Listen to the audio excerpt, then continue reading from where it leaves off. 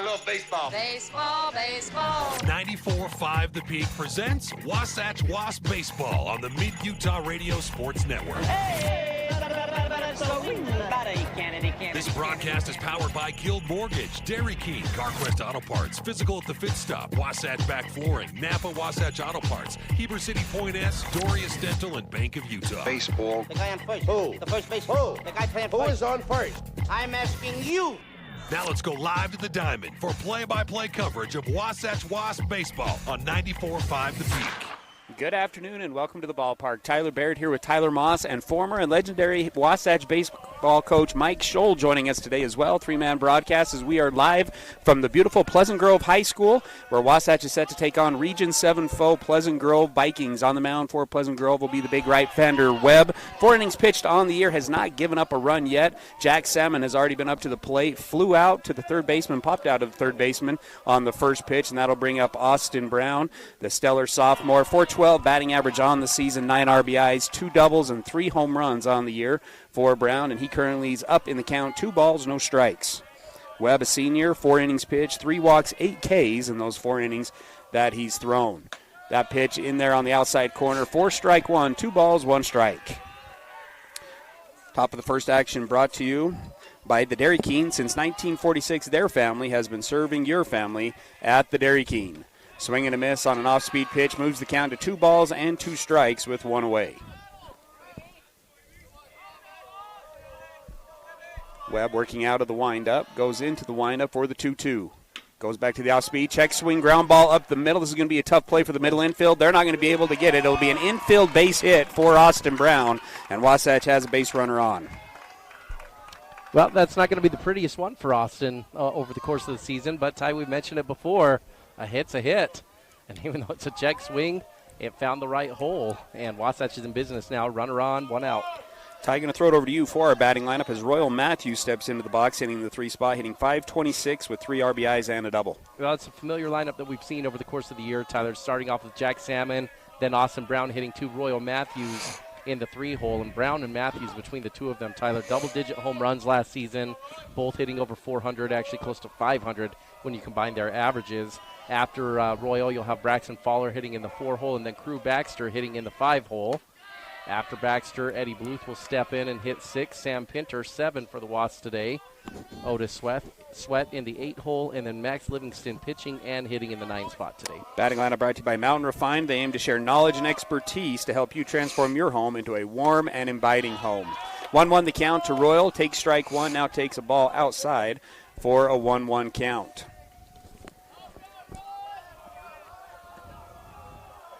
Wasatch wearing their all-gray pin uniforms today. Vikings wearing their black top, white bottom. Webb working out of the stretch, takes a peek at Brown, who's got an okay lead over at first base, gets a good secondary. Royal's going to swing at the 1-1, hitting from the left side again. This one's going to be elevated to the shortstop, who settles underneath it and makes the play for the second out of the inning. Ty, you mentioned joined by the legend Coach Scholl over here. Coach Scholl spent many years with Wasatch High School baseball. You and I both able to play for him, and I feel like I'm just going to try to stay quiet a little bit today because I got a couple head coaches of Wasatch baseball I'm sitting next to between you and Coach Scholl that know a thing or two about the black and gold. It's going to bring up Braxton Fowler, 471, 6 RBIs, 3 doubles on the season, hitting in the 4 spot, playing shortstop today for the Wasps. Off-speed pitch to get things started here, and that one's going to be in there for a strike at the belt. Not only is Coach Scholl over here, Coach, thanks for joining us today. Know a thing or two about Wasatch, Ty, but obviously, Coach, you've lived down here in Pleasant Grove, and you've had, obviously, family come through Pleasant Grove High School, and you know a thing or two about the players down here. I'm curious, just right off the bat, looking at this Pleasant Grove lineup, notice a few names like Henry over there on first base, related to all the other great Henrys that have come through with Pleasant Grove baseball, or what are we looking at over there?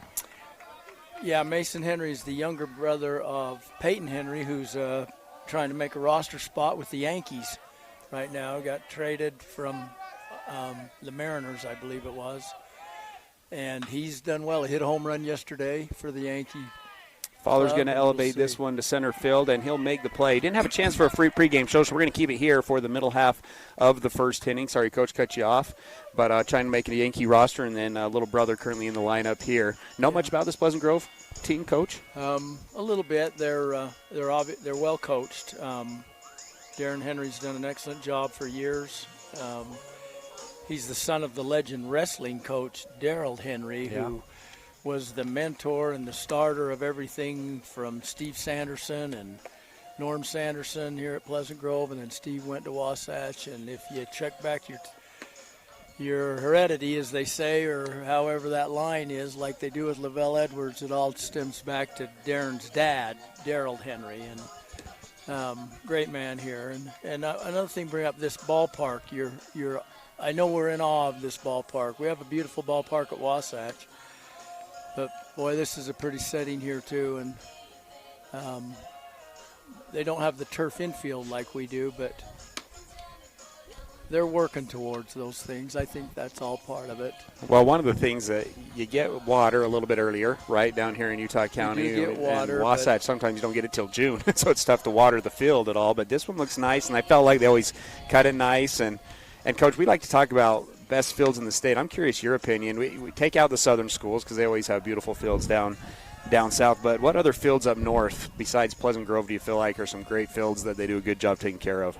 Well, Jared Ingersoll at American Fork have redone their field and moved it back about 40 feet when they redid their football field, and it's gorgeous. Looks, not to put a plug in, it looks right into the Mount Timpanogos Temple as you bat, and it's just a beautiful setting, and you got the big mountains behind it and the whole setting, and Jared's done a great job there. And as much as Lehigh was a problem, here's the first pitch.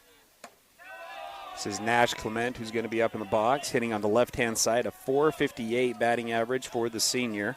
Has 5 RBIs on the year. So you guys know Nash's dad, his mom, is Corby. Bonner, right? Corby Bonner. Yeah. They came down to Pleasant Grove a few years ago, and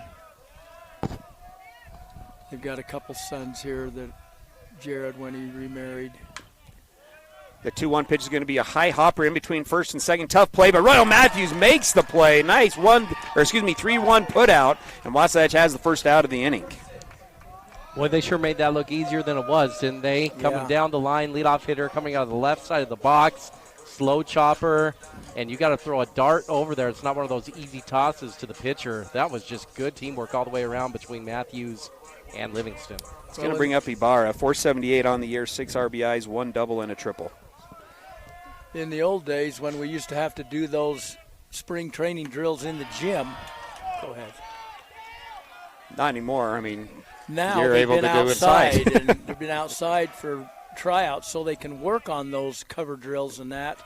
Realistic, and they're much easier to do now that the weather has really flipped on us. Ball 1, strike 1 to Ibarra, who's hitting on the right-hand side. Big swing and a miss to the junior, who's hitting .478, 6 RBIs. Mentioned Pleasant Grove 5-2 coming into this game. This is the first region game for both Wasatch and Pleasant Grove. Wasatch comes in 5-1. Pleasant Grove 5-2 on the year. The 1-2, this is going to be a high chopper to the third baseman. They're going to say it's fair. Nice play from Sam Pinner across the diamond for the 5-3 putout. Back-to-back great defensive plays for the Wasatch infield. Ibarra for Pleasant Grove is one of those rare athletes nowadays. He's also the quarterback on Pleasant Grove's football team. Well, you don't see that too often anymore. No, unfortunately, it's changed. But he's a good quarterback, and he also is a very good baseball player. It'll bring up Wolfgram, a sophomore, .348 on the year, 6 RBIs, a double and 2 triples. His brother is a backup catcher for BYU. Okay. Wolfgram's brother. Wolfgram's brother. Yeah. 1-1 the count here to Wolfgram. Again, only a sophomore, hitting on the left-hand side. Into the windup goes Livingston. Goes on the inside corner. No, misses inside. That'll move the count to 2 balls and 1 strike. Nobody on, 2 out here in the bottom half of the first. Wasatch a goose egg in the top of the first. Off-speed pitch there from Livingston, high, and that'll move the count to 3 balls, 1 strike. Probably not where Max wants to live up there today, Ty. I think if you're up in the zone, this team will probably start punishing you. Start popping the knees. That's a better spot. I was going to say that misses inside, so that'll be the first base runner of the day for Pleasant Grove, will be by walk. Max, through the opening day game for Wasatch, through 6 2/3 innings, gave up 1 run that came as walk-off with 2 outs in the bottom of the 7th inning to Pineview. No run support. Wasatch went scoreless in that opening day game and ultimately ended up losing 1-0, but Max threw very well in that opening game. Bring up Nordic, a senior. Nordic is signed with BYU for next year. I'm not sure about a mission. Haven't heard. His dad's been a good friend for years. His dad actually was the head over driver ed when I was driver ed director at Wasatch, and he was the state director. Pickoff move is lives good. Just over here, over beyond Pleasant Grove High. 0-1 the count to Nordic, who is hitting .412, 6 RBIs, 4 doubles. Livingston picked off 3 Pineview Panther base runners in that opening day game and nearly gets Wolfgram there. And he gets him leaning and another pickoff. It's going to be Royal who's going to be chasing him down and will make the tag. And Wasatch is out of the inning. No runs, no hits, no errors. Nobody left on base at 0-0 as we move into the top half of the second for our first break.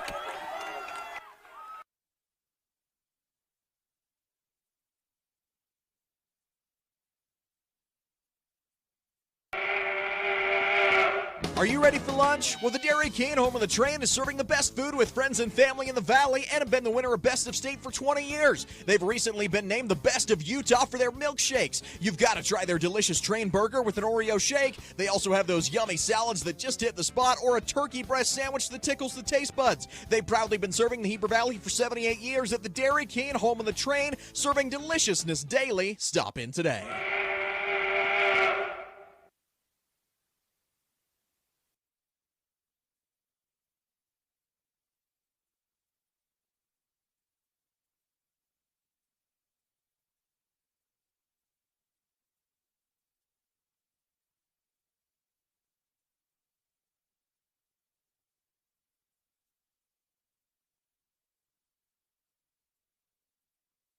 Unlock your potential at Bonnie Joseph Academy, your local beauty school. Explore the art of cosmetology, barbering, hair design, basic aesthetics, master aesthetics, and nail tech programs.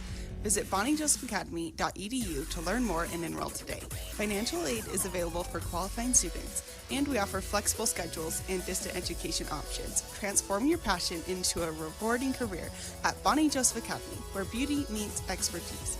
Bonnie Joseph Academy, Heber City. Wasatch High School Sports is on the radio.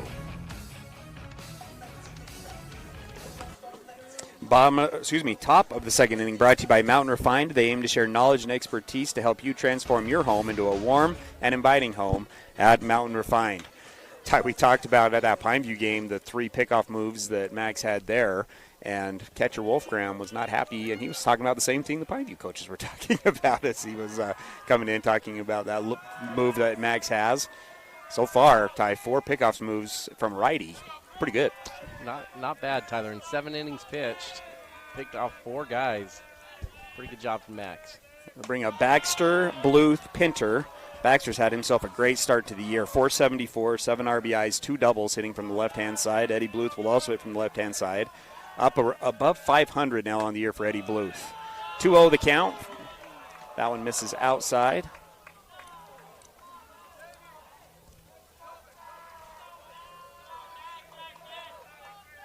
The 2-0 goes upstairs, misses for a 3-0 count. Mentioned in the 5 innings he's thrown this year, only 3 walks for Webb, has yet to give up a run.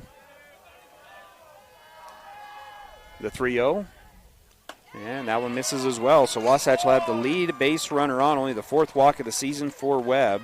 We'll see if Wasatch decides to put some offense on with the quick Eddie Bluth. Again, 526 on the year. First base hit of the season was a drag bum base hit down the third base side from that left-handed side of the batter's box.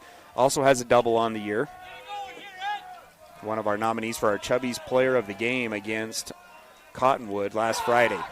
Big week last week for Wasatch baseball. Ended up knocking down Ogden and Cottonwood, both 10-run rule, and scored, correct me, tied 19 runs with 2 outs last week, I believe. Yeah. 19 runs in 2 games and 2 outs. Back-to-back pickoff moves, not close. Crew able to get back. Plenty of time. Out of the 31 runs, Tyler, 19 coming with 2 outs last week. Only got to play 10 innings of ball as well. first pitch of the at-bat's going to be, in there for a strike, just above the belt for strike one to Eddie. Little brother of Jack Bluth, played a couple of years down at Salt Lake Community College. I was hoping to see his dad. Baxter, pretty good lead over at first base. Delivery, that one above the belt for ball one. 1-1 now the count. Ty, this is one Wasatch need to get. Pleasant Grove's got talent all over the board, obviously, but looking at this is not the ace for Pleasant Grove. Wasatch is going with their ace here, and if you've got that little separation, you need to go get one if you're Wasatch and you want to compete for region championship.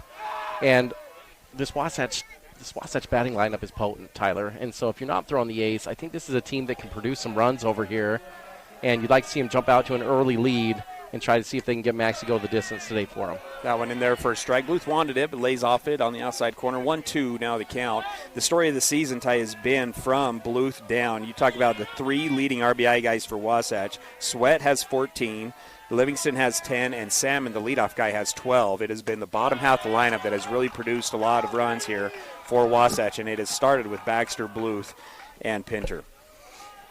Yeah, and that's where you need to get going right now, Tyler. Leadoff runner or leadoff batter walked, and now the bottom of the lineup needs to make him pay. 2-2 the count. And that one misses as well. 3-2 will fill up the count. You remember how things have changed a little bit from philosophy from the old days. We'd have bunted this kid 100% of the time. Clint Kelson taught us small ball, and we did it for 16 years. Yeah, you're right. The philosophies, though, have changed significantly. Nobody bunts. This team for Wasatch, they go long ball, and they've been good with it, Coach, averaging that's good. Nearly 15 hits per game. You got it, but yeah, I mean, it's not even just long ball. These guys, they're single hitters. They have 15-plus hits a game. And yeah, well, that's good. You can really. We're going to get a walk here and accomplish it. That one's going to be popped up out of play. The thing that makes this team, though, so deadly is they can do the little things, too, Coach. Like Eddie can lay down a bunt if you ever ask him. Anyone in this lineup can do all the things you need, whether it's a hit and run, whether it's hit gaps, stay inside out, lay down a bunt, drag bunt, push bunt. They can do it all. It's a really talented lineup. Now the 3-2 count. Webb takes a peek, delivers another payoff pitch, misses, back-to-back walks, and Wasatch is in business with runners on first and second and nobody out, and that might earn a trip to the mound, and it will earn a trip to the mound. Brought to you by Physical at the Fit Stop. Do you sometimes feel dizzy or unstable? If so, Physical at the Fit Stop has good news. Falls are preventable. Give them a call at 435-654-5607, and let's see how you can improve your balance and regain your freedom. Well, I'll tell you what, that's all that kid does is find his way on base, and Eddie Bluth. Last year, he had the eye-popping stats, Tyler, where his batting average was actually below 300, but his on-base percentage was above 500 because he just found a way to walk over and over and over again. He's just such a thorn in a pitcher's side where he takes counts deep all the time. He earns his way on, and then he becomes a little bit of a menace on the base path. 500 or 591 on-base percentage this season, so picking up right where he left off last year. The difference is at 526. And that on-base percentage is, in my opinion, the one that matters. Right. Yeah. I wouldn't be surprised here if you maybe see a little bunt ball action. See if they go with Sam laying this one down. Sam had a good week last week. Took his average below 200 up to 294. Has 2 RBIs on the year. Also doubled in that leadoff game, in that opening day game against Pineview. Hitting on the right-hand side. Good lead from both Crew and Eddie. Pickoff move back to second base. Not in time. Both pitchers throwing it around a little bit with runners on the base pass. Yeah, I expect a little action here. Pleasant Grove's expecting the bunt. If you check the third baseman, he's kind of in the cut on read-it mode, which means they want him to stay. But if the bunt's good enough down third baseline, he'll have to come get it. But Wasatch, if they can get this bunt, Tyler, down the third baseline past the pitcher, that's what you want to be able to do. First base should be coming crashing hard. Pitcher will jump over to the third base side to cover it. So Sam has to get enough steam on this thing that he can pull that third baseman in. First baseman playing tight, and the pitch is going to go back to the backstop, but it's going to bounce right back to the catcher. The throw down to third base. Short hop. Short hopped him. Not able to get to it. Got blocked by the dugout. Wasn't able to get the throw, and runners will advance on the wild pitch. So runners on second and third, a 1-0 count, and nobody out for Wasatch. Well, even easier, Tyler, if you don't have to lay down a bunt. Now let's just go swinging away. Yep. Knock a couple runs in. That was almost a home field advantage, huh? The way that ricocheted off. I mean, you expect a ball back to the backstop like that to be an easy swipe of the bag. I think ricocheted right back to the catcher and had a shot at third for sure. It's going to cause some bullpen action here for Pleasant Grove in the top half of the second. Still no score, but runners on second and third, nobody out. Pleasant Grove playing their infield in. That pitch is going to be in there for a strike. 1-1 now the count. This game is moved up, for those that don't know, Wasatch, because they're going to San Diego over spring break, Tyler. And I would imagine Pleasant Grove, I ought to take a look. I'm sorry, I don't know. I think this is probably a game they did not originally plan for on the schedule. So I wonder if they've got a little bit of a full slate this week. And they're trying to steal one with a pitcher who's maybe not one of their regular guys that they throw in region play. And going to the bullpen early, I think says a little something here about where Pleasant Grove is at in this game. Sam is going to square. A little safety squeeze action. Pops it up out of play for strike two. So 1 ball, 2 strikes. The pitch. And upstairs, no. Misses, and that'll be ball 2. 2 balls, 2 strikes. Your questions there, Ty or Moss, is good because if this is your only game this week, or what, why isn't Nordic pitching? Yeah, or Henry for that matter. Just was sent some information that Henry's the #1 prospect in the state, committed to Arizona State. Wonder if he'll ever end up there. But 93 on the mound. I watched PG play a couple times, and he came in relief. I know he started some games, but the 2 games I saw, he came in to close. It's nice to have 93 to come close it out for you. Pretty nice. It's going to earn a trip to the mound. One of the new rules this year, Coach, is only 1 player meeting allowed. So catcher can't just keep going out back and forth, So that's the only time. Still, and if there's another with one, the coach on the third, he has to take him out. Yep. I've been working a little bit at UVU the last 3 years and doing baseball and that, and those games drag. They've got a pitch clock of 20 seconds, and the batter has to be in 8. But they're 4-hour games. These high school games are so much more fun because they're in and out. High school coaches make them hustle. The 2-2 goes with the off speed. Got him. And that'll be strikeout #1 on the day. And a big strikeout there with nobody out. And that'll bring up now Otis Sweat. And Otis has been good in these situations. Leads the team with 14 RBIs, a .421 batting average. He called a check swing on that, right? Did he call a check swing? He pointed like it was a check swing. I don't think that was a check swing, Tyler. I mean, if you call that a strike because it catches the bottom of the zone, I think that looks decent, but I don't think Sam swung on that. They're going to call a strike, so probably maybe just a strike there. Sweat, again, a check swing. Moves the count to no balls and 1 strike. Wasatch has won games with the bottom of the lineup producing. They're going to need 2 here. Second and third. 1 out, squeeze plays in there, and it's going to be a suicide squeeze. Wasatch scores, and an out at first base as the pitcher fields it clean. But Otis Sweat with his 15th RBI on the season with a suicide squeeze.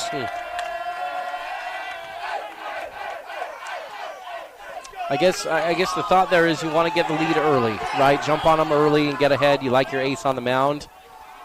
I'm just a little surprised that they went with the squeeze bunt there with 1 out, the way the bottom of the lineup is produced.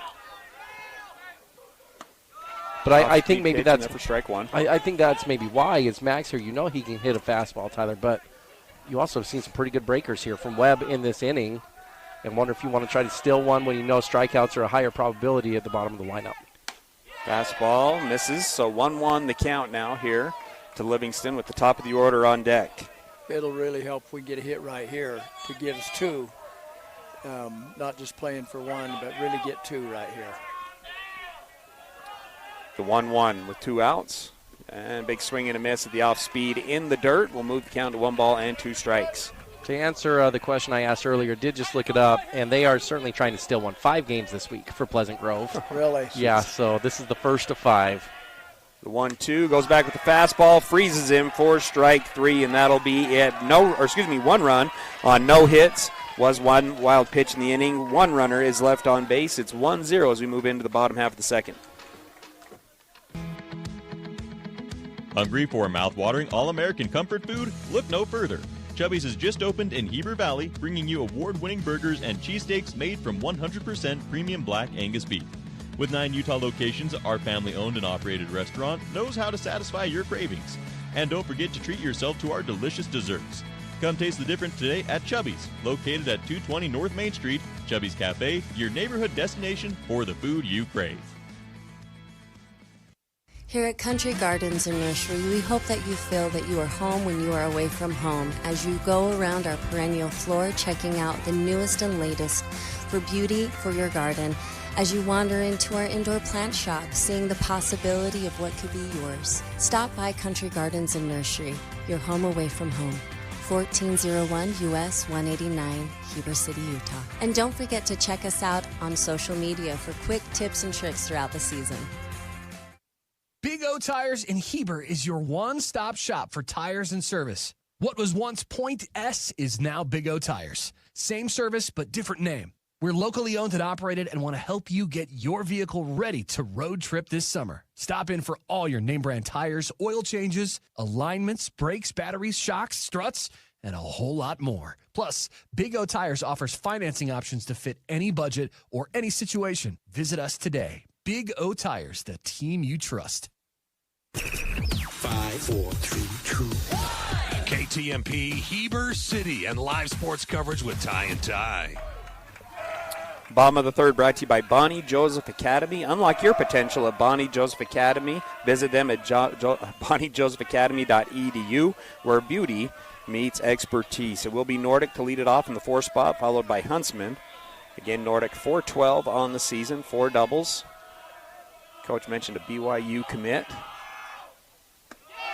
Nice little off-speed pitch, misses high, and that'll move the count to 2 balls and 1 strike. This umpire, it's pretty well belt below. He's not giving anything an inch above the belt.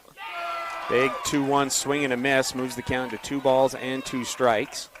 Boy, he got what he was looking for there. Yeah. Didn't he? Missed it. It's 1-0 here in the bottom half of the second. Wasatch able to produce a run thanks to 2 leadoff walks, a wild pitch, and then a suicide squeeze that was executed perfectly by Otis Sweat. Another 2-2 is swung on and fouled off, keeps the count at 2-2.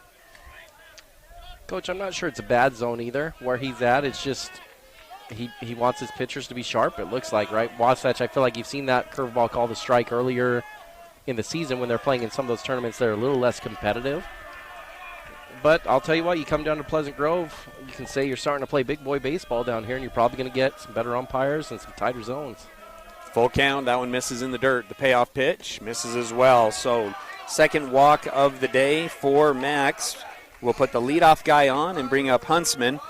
273 on the year, 2 RBIs for the junior. I made mention also earlier about Ibarra. Huntsman also plays football. He's a defensive back and wide receiver. His dad was Brandon Huntsman that played in the Oriole organization years ago out of Pleasant Grove. He also is a BYU commit. This Huntsman. This is just the JV BYU team over here right now, right? We've got a lot of these guys that are... Pleasant Grove and American Fork are well represented, and Snow Canyon at BYU. That misses inside for ball 1. Pickoff move was not in time to try to get Nordic over at first base.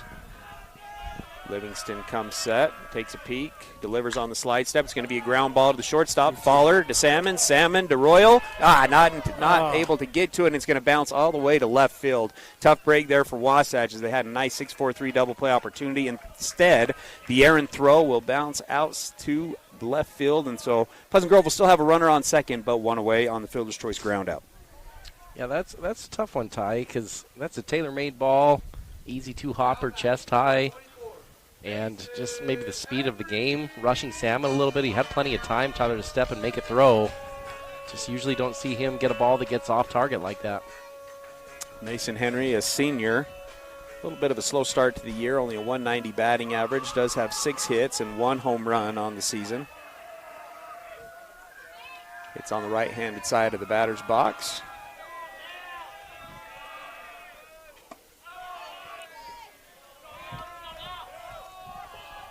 He's been recruited as a pitcher, pretty well a pitcher only, I believe.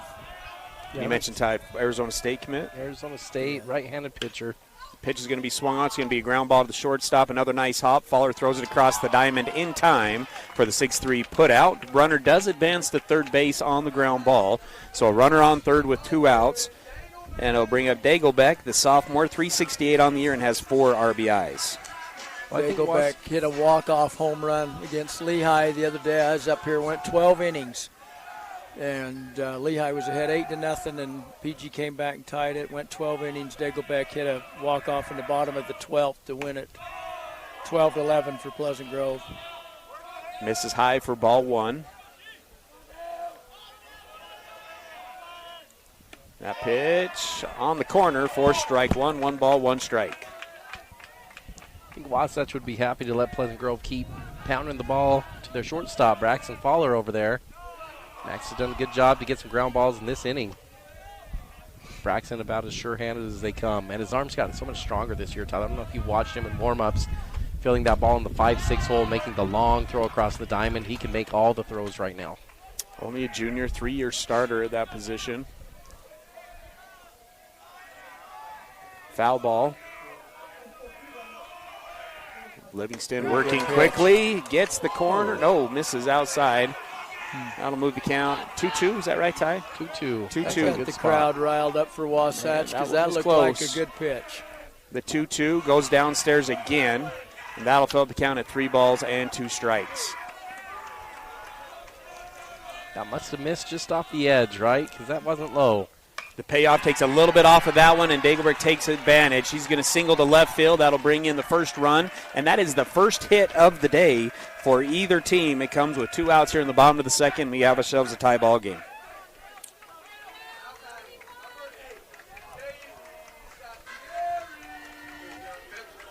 Bring up Staffieri, a junior. He's having a good start to the year. 455 on the season for the junior. Has 2 RBIs as well. He's my neighbor down here, and we live in Linden, just 3/4 of a mile from this ballpark. He's a good kid. That pitch is in there for a strike. 1-1 the score here at Pleasant Grove High School, opening region game for both schools.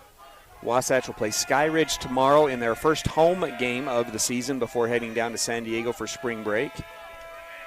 Takeoff move, nearly gets in time, but Pleasant Grove able to get back. First base coach kind of barking out at it too. Livingston comes set, the 1-1. Slide step delivery is the curveball. Nice Sweat does a block. good job of smothering it, keep it in front of him, bounced in front of the plate. There's been a lot of coaches that have not been pleased with Max's pickoff move from the opposing side this year.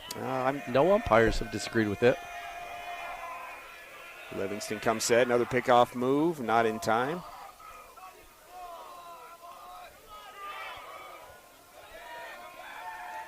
Steffiari will step back into the box. 2 outs, 1 run in, 1 runner on first. The pitch misses low. Moves the count to 2 balls and 1 strike. Both teams scoring 1 so far here in the second, keeping the score tied. Wasatch will have the top of the order up when we come up in the top of the third. The 2-1 swung on. This one's roped to the right center field gap. Brown had a good jump on it, and he'll make the play for out number 3. 1 run comes in on 1 hit, 1 error, and then 1 runner is left on base. 1-1 as we move into the top half of the third.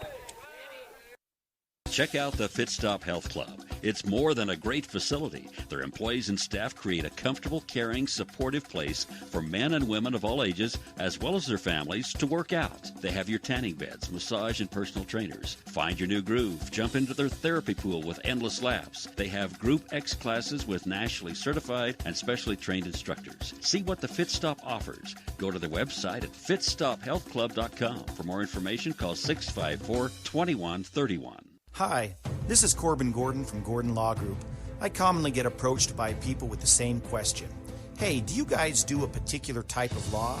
The answer is almost always, yeah, we do that. We are the Valley's only full-service law firm that has been in business for over 20 years.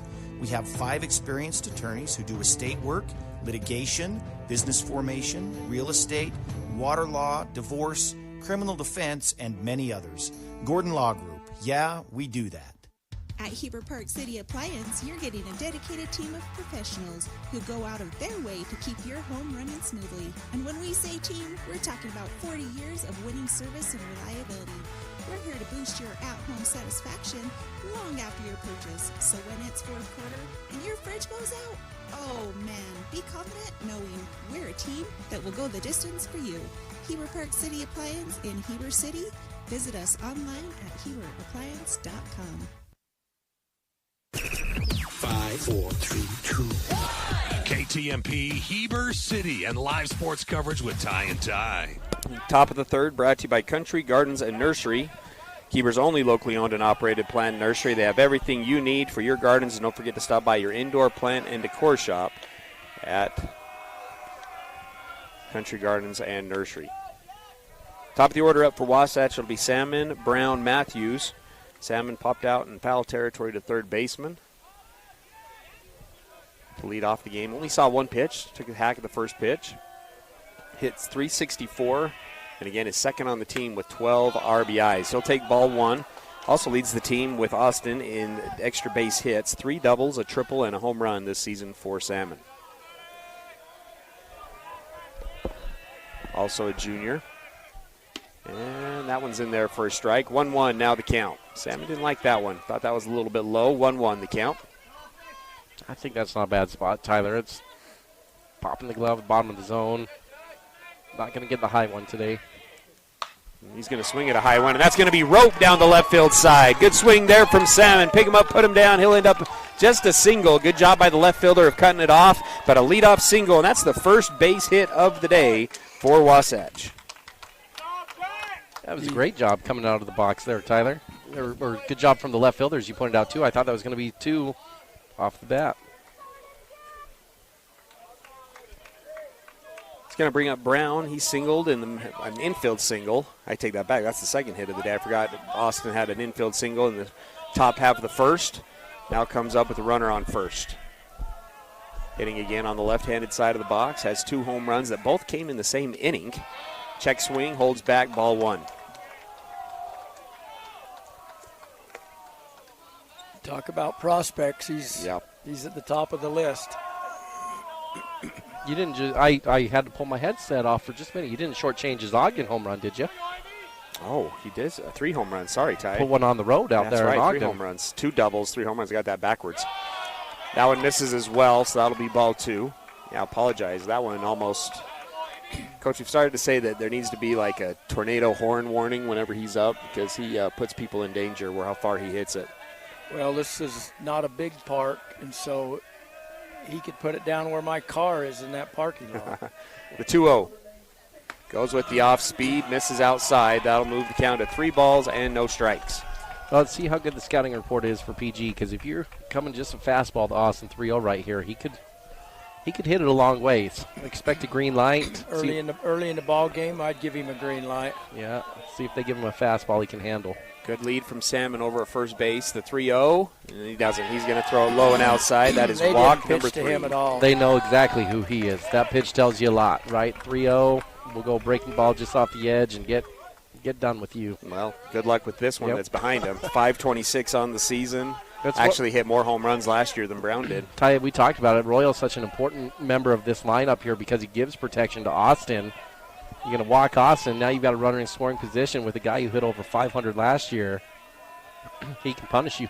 First baseman's playing in front of the runner at first base, so there's a big hole on that right side of the infield with Royal hitting on the left-hand side. Was dealing with a shoulder injury, only hit right-handed last week, but steps into the batter's box for the second time today on the left-hand side. Popped out to the shortstop in his first at-bat, and will take ball 1. Royal's dad was a real good helper with me back in the day when we were coaching at Wasatch. The 1-0. That one low, misses, and that'll move the count to 2 balls and no strikes. The thing I love about Royal, Ty, is he sees it all the way to the glove, letting the umpire know, hey, I'm watching this just as closely as you are. Has a really good sense of the zone. 2-0 the count here. Webb's thrown 6 straight balls. And that one makes it 7 straight. That'll move the count to 3 balls and no strikes. Well, as much as you'd probably like to turn Royal loose on this one, this is a take all the way, right? You've thrown 7 straight balls, taken 100%. Nobody out. It's the one finger. It's take one. 3-0 the count. Webb comes set. Delivers with the high leg kick, and that's above the belt as well. That'll be walk number 4. Coming in, only 3 walks in 4 innings. Now has 4 today. And that'll load the bases with nobody out. Coach, you mentioned Royal's dad being a good help to you. We kind of had a few listeners that sent in some cool stories about Royal and how he got his name, that his dad was playing in the Royals farm system. Yep. And a few other things we'll get into as we have a little more time throughout the game. But, yeah, there's a heritage there for Royal and his family as far as baseball. I think that's going to do it for the Webb. Let's go ahead and take a break time. When we come back, we have a pitching change. Wasatch bases loaded. The score tied at 1-1. Hey, it's Nicole from Mountain Refined. I wanted to take a moment and invite you to visit our showroom. We are locally owned and operated with the largest selection in Wasatch County. In our showroom, you will find everything from bedding, home decor, gifts, jewelry, beautiful furnishings, and even flooring. We even have a large selection of protein powder. It won't take you long to find out what everyone's talking about. We can't wait to meet you. See you soon. We're located at 480 North Main Street in Heber City. Chad here from Mountain West Trailers. With over 20 years in business, we know you value strength and reliability. Whether it's for work or play, our dumping equipment trailers are built to last. Enclosed cargo trailers for business and fun, or open utility trailers for everything in between. With expert sales, parts, and repairs, we've got you covered. Haul it all, big or small, because Mountain West Trailers is always right behind you. Visit us at mountainwesttrailer.com or stop by at 1470 South Highway 40 here in Heber City, Utah. Hey there, Heber City. Are you tired of dings, dents, and scrapes ruining the beauty of your beloved vehicle? Look no further than Robards Collision, the ultimate destination for all your auto body needs. At Robards Collision, they've been offering top-notch collision repairs and outstanding customer service. Their team of expert technicians is passionate about bringing your car back to its original glory, no matter the size of damage. Their state-of-the-art facility is equipped with cutting-edge technology, ensuring precise and accurate repairs. They handle it all with precision and care. Timberline Ace Hardware is committed to helping their neighbors and their communities, and because they're in the neighborhood, they can deliver almost anything you need. So shop in store or online for whatever your home or yard needs. Choose from top brands like Milwaukee, Stihl, Traeger, and Benjamin Moore. Then pick up in store, curbside, or they'll deliver your order right to your home. Around the block, what you need in stock with people that know how to help. Timberline Ace Hardware, serving the community for over 50 years. Ace is the place with the helpful hardware, folks. This is live coverage of Wasatch High School sports on 94.5 The Peak.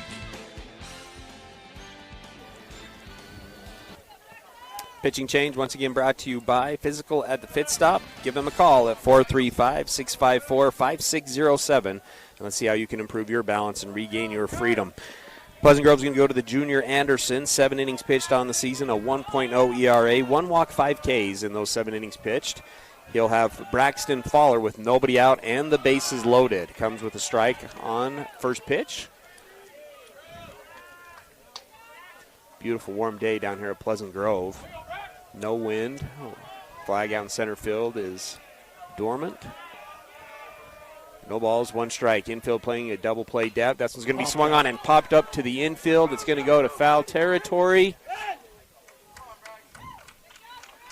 And was in my blind spot. I didn't see much of a reaction from anyone. We're going to get another pitch. He didn't catch it. I got an angle, and it just creeped into the outline area. This is where you got to hit the ball hard on the ground up the middle.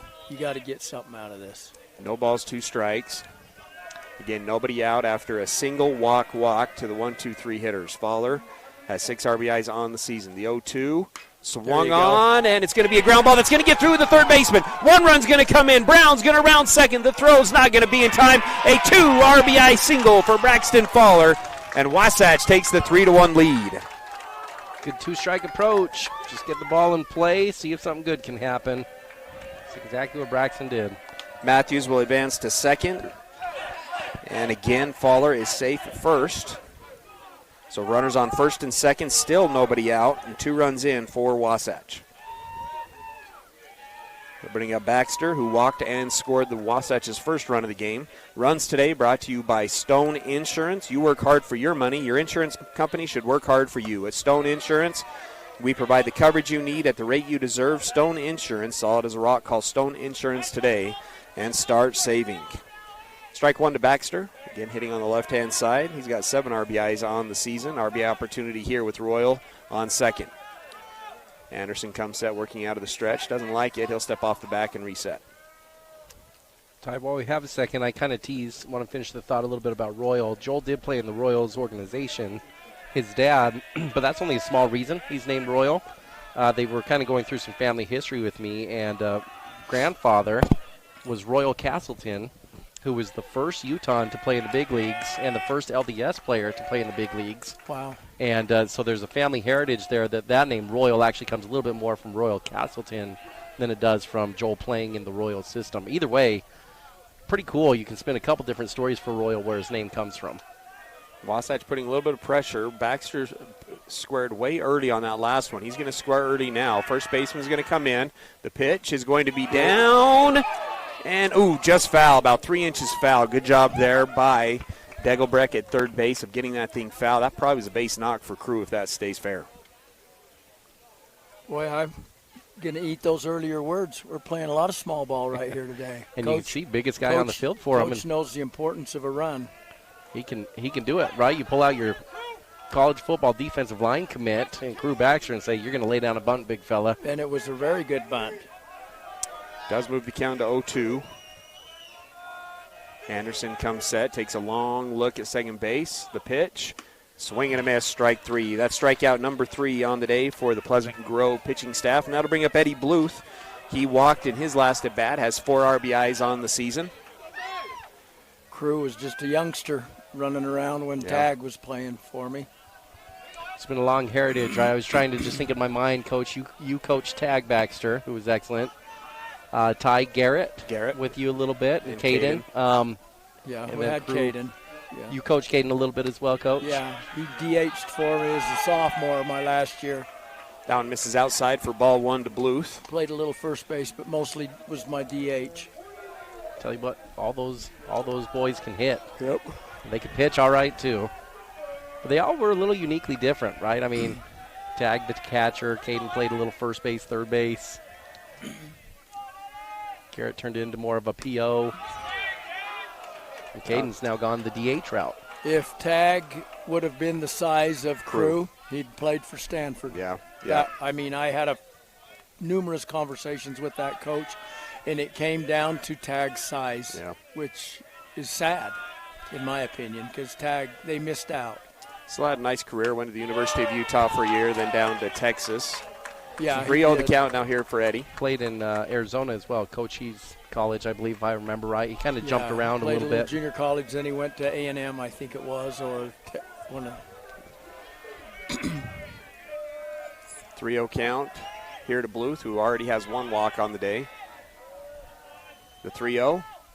And that one misses as well. So back-to-back walks for Bluth will once again fill up the bases with only 1 away. You know, I remember, I can tell you almost every Baxter a story of a coach really losing it on him. I remember you, Coach, really putting it on Tag when he was doing a little too much celebrating when he hit a double against Spanish Fork. I can remember and doing a little land shark celebration. Oh, and that was about as frustrated as I'd ever seen you. And I can still vividly picture you after the game, Wasatch, or the next game, they beat the number 1 team, and you did the land shark on your head and said, now you can do it, Tag, right? You beat them. Now you can do it over here. Yeah, we weren't winning the ball game, and same situation with Jesse Bristow. We were getting beat 3-1, and he picked a kid off first base and then thought he'd conquered the world. And I said, when we're winning, you can celebrate. I probably had a lot to learn, but I was a little no-nonsense. Well, 1 misses outside for ball 1. 1-1 now the count. Kind of stuck in story mode here about the Baxter boys that we've seen. The most intense one, Coach, this was the year after, maybe 2 years after you retired, and Coach Green was coaching. Ty, were you out there in Roosevelt when Caden pulled the bucket out from Coach Green? Lou went to sit down in the dugout, and Caden pulled the bucket out from behind him, and Lou hit the deck. And he just ran the whole JV game. And Caden ran probably about 20 miles before that game was over. He just ran and ran and ran and ran. It's one of the more funny, memorable moments.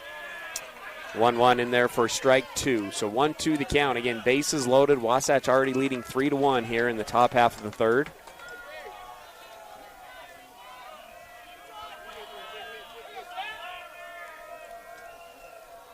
The 1-2 gets a piece of it. Went upstairs, but Sam able to get a piece of it.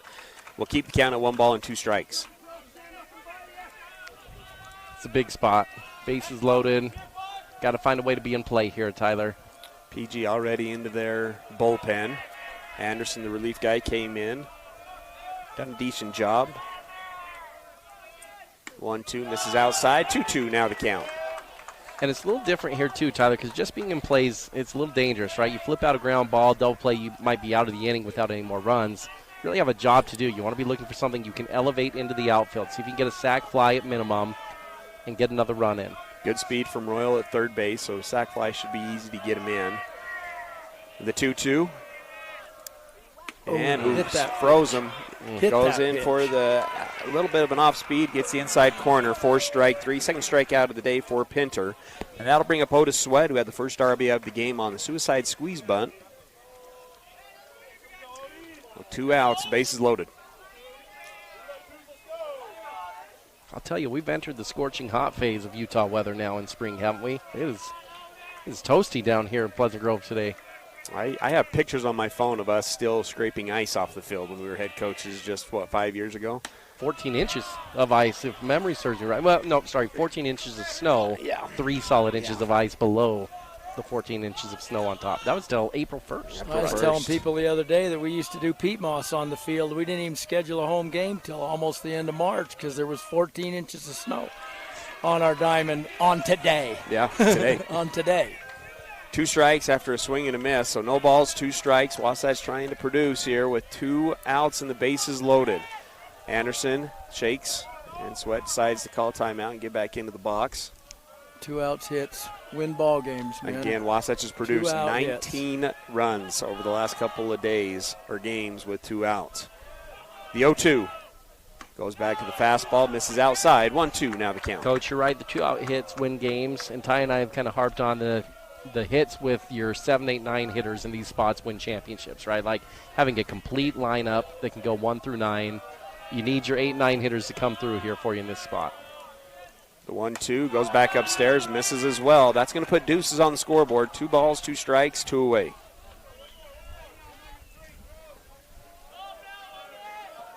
I think you watch most baseball competitive tournaments, state tournament, Major League Baseball. Those are so often won by the unsung heroes, right? Guys that are bottom of the lineup, maybe a guy who's called up from the farm system in late September. Oh, hit that pitch. That one misses outside. He's going to call it low and outside.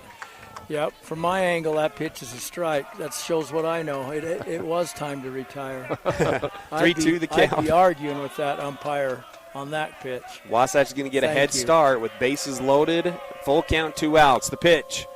And guesses inside, and that'll earn a walk, and Wasatch brings in their 3rd run of the inning. Pleasant Grove has not been clean on the mound. Several walks already. And not to bring up, and we all have our philosophies and whatever, but to me this region game is more important. But maybe it isn't now with RPI. Yeah, it's just in the old days, this is the game you win. Yeah. Because it was the top 4 teams went to state. Right. Now with the RPI, you probably get more recognition playing American Fork and Snow Canyon than you do beating Pleasant Grove. If you don't beat Pleasant Grove, I guess that's my only thing I can see Henry thinking here. It's going to bring up Max Livingston, struck out in his first at bat, comes up once again, bases loaded, 4-1 on the scoreboard. That one misses, 4-1. And you and I have talked numerous times, both of you.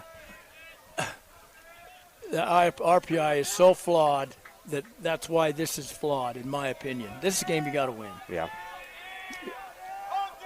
4-1 the score. The 1-0 pitch. That one misses. Moves count to 2 balls and no strikes. Yeah, there's so much movement, too, though. It'd be fun if this was a ball game Wasatch could plan on playing for a little while, but here next year, right? They're in a different league. Wasatch is back down to 4A. And we're going to be battling the St. George schools again and Timpanogos. Yep. If you notice the rankings, Tippinoga's number 2 and everybody else from St. George. Yep. I feel like this game probably means more, Tyler, to Wasatch today than it does to Pleasant Grove. I think I don't want our listeners listeners to get the wrong impression that I'm pumping up Pleasant Grove or Downing or whatever. I'm not. I bleed Wasatch blood, so I'm all in favor of what they're doing. I'm just surprised at Henry's approach. 3-0 is in there for strike one. So 3-1 the count here to Livingston. The pitch, swing and a miss, and that'll fill up the count at 3-2. Wasatch once again will get a head start on the base pass with full count, 2 outs. He was looking for a chance to clear him there on that pitch. Yeah, that was a good pitch to hit, too. Into the windup, the runners go. The pitch, swung on and fouled. And that'll keep the count at 3-2. Yeah, Fowler at third, Bluth at second, and Jackson Camaromi is running for Otis Sweat at first. Well, they've walked in 1 run here. Scouting report of PG has it. You throw a curveball here for sure. But I'm not sure they're going to be courageous enough to do it. The payoff. Misses. Nope. Ball. Another walk. That is now the walk. Let's see, 4th walk of the inning, and that'll bring in the 4th run. All too often, as I'm keeping my notes, you can just mirror the walk column with the runs column. Walks will turn into runs against good teams. Remember the survey Joe, or the study Joe Mellon did, Coach Mellon, back in the day, 1 year, that walks produced runs over 70% of the time in high school. Well, when it's this an one, easy game. 6 strikes, right? 6 runs or 5 runs and 6 walks. Give me guys that throw strikes. But. Well, Jack Salmon led off the inning with a base knock to the left field side. He comes up once again with the bases loaded. Come on, Jack. Easton Colby comes in to run at first base for Max Livingston, the pitcher. Speedy sophomore. And once again, Salmon will take ball 1. And when you're missing high like that from Ty Moss as a catcher, your pitcher's tired. He's tired. Yeah. He's tired. He's not striding out. He's just not in shape, or something's not clicking right. You know, often you're right, that stride can make a difference, right? And sometimes a little change, like he's gone into the windup here with the bases loaded, you know, and maybe that's where he's more comfortable. Sometimes just a little switch, like into the stretch, it can force you into a different rhythm and fix some of these issues.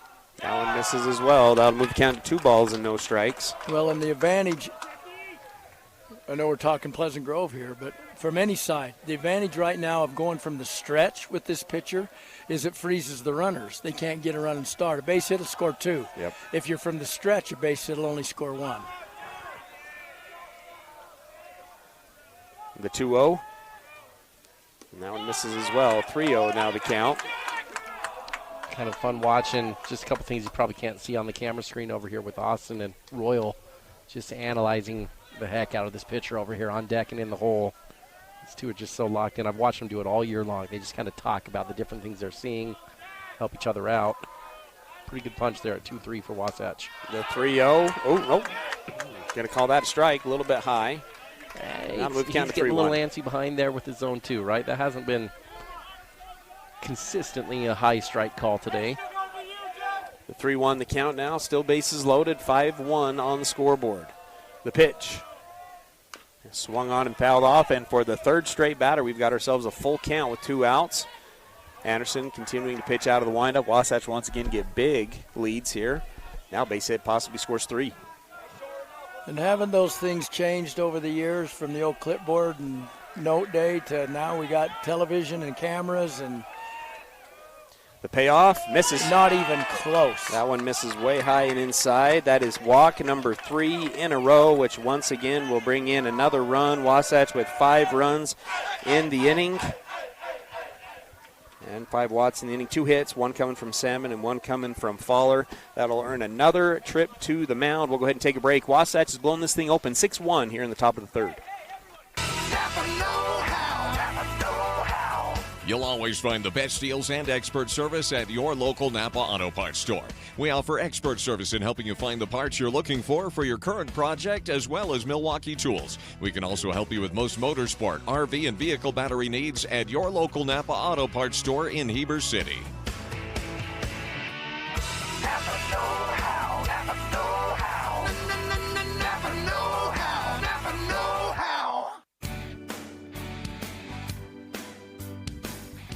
Teens report that parents are the #1 influence in their children's lives about decisions to not use alcohol, marijuana, or vape. Take a few minutes every day to talk to us about things we like to do. Ask about our hopes and dreams, concerns and fears. This is a time when we need our parents' help the most. If we feel close to you, we are much more likely to listen.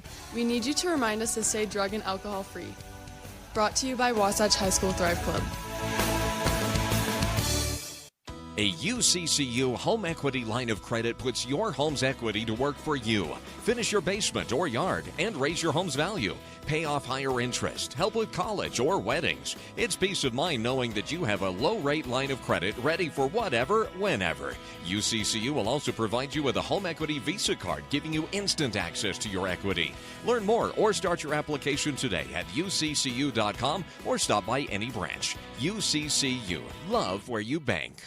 We at Guild Mortgage help people build personal wealth through real estate, be it your first home, next home, dream home, or investment property.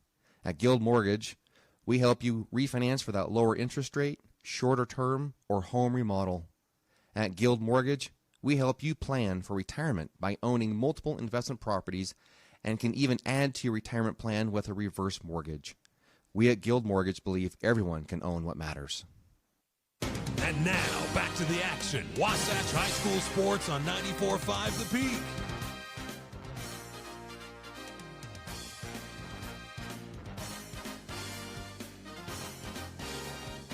Another pitching change brought to you by Robar's Collision and Repair, a customer satisfaction rating at 98.7%, one of the highest in the industry. They're going to turn to the sophomore Dagelbeck, third pitcher in the inning for Pleasant Grove.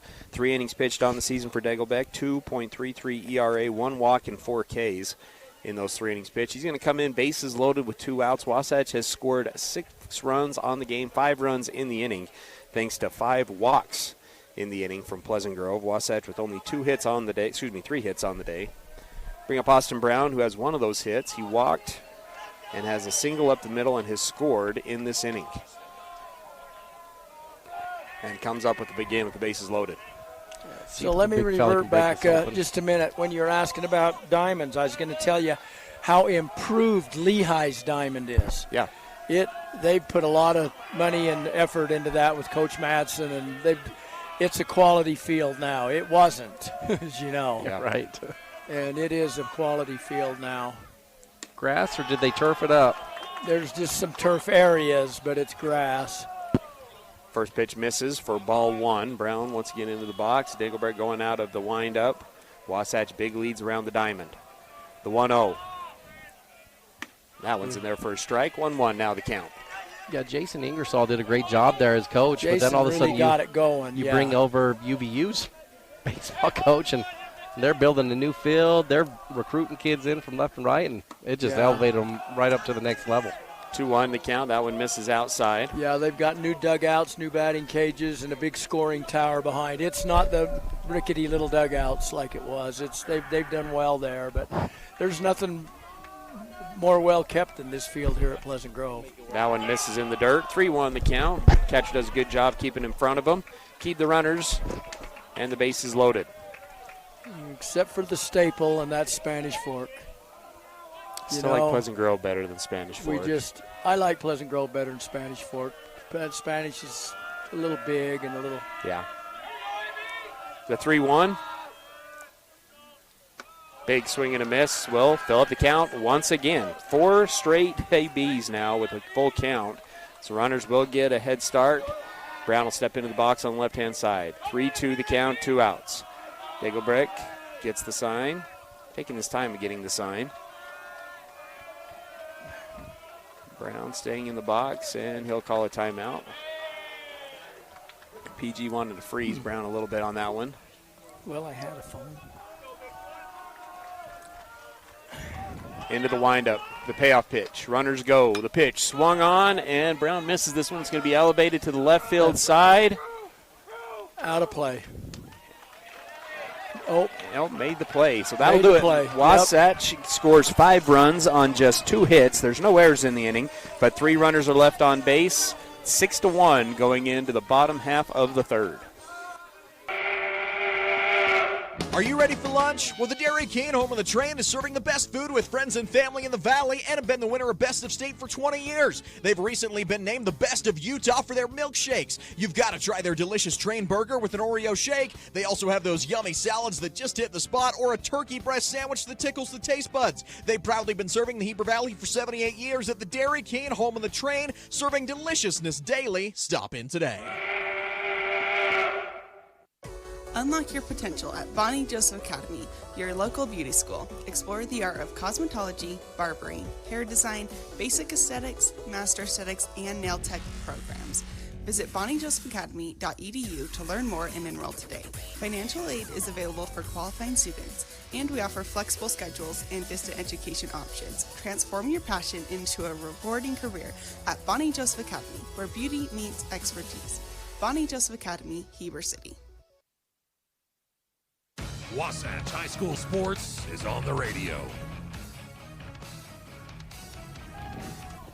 Bottom of the third brought to you by the Gordon Law Group, your full-service local law firm practicing in all areas of the law. They take pride in saying, yeah, we do that. It'll be 9-1-2 up for Pleasant Grove here in the bottom half of the third. Wasatch scores 5 in the top of the third to take a 6-1 lead. Page is going to swing at the first pitch. He's going to elevate this one to center field. Austin Brown will settle underneath it. Can of corn catch to give Wasatch the first out of the inning. This, to me, is the most important inning right now we've had because you just put a 5 spot on the board, and you need to shut Pleasant Grove down right now so they get no momentum to get back in the game. And I think get through these next 2 innings with not scoring, we got a real chance. To bring up Nash Clement, 458 on the year, grounded out to the first baseman in his first at bat. That one misses for ball 1. Livingston likes to work quickly. Back onto the mound, delivers, goes back inside for strike 1. 1-1 now the count.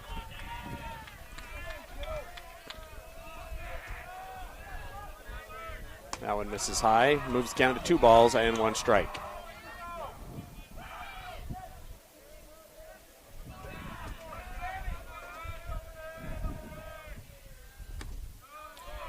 Game's bound quickly, Ty. Take us around the diamond for who Wasatch's starters are today. Well, Ty, you're seeing Max Livingston on the mound, the ace for Wasatch, sitting well right now with a 6-1 lead. Thrown behind the dish to Otis Sweat. Third base, Sam Pinter. Shortstop, Braxton Fowler. At second base, Jack Salmon. And first base, Royal Matthews. Then in the outfield, Eddie Bluth is in left. Austin Brown in center. And then you've got Miguel Armendariz in right field, not hitting today. The 3-1 pitch is going to go off the knee of Clement, and so that'll be the third freebie of the day for Livingston. Puts a runner on first and brings up number 2 hitter Ibarra. 478 on the year, 6 RBIs. Grounded out to the third baseman in his first at bat on a great play from Pinter. Fielding it with the backhand, throws it across the diamond. 1 out, Livingston working out of the stretch. Goes with the off speed in there for strike 1.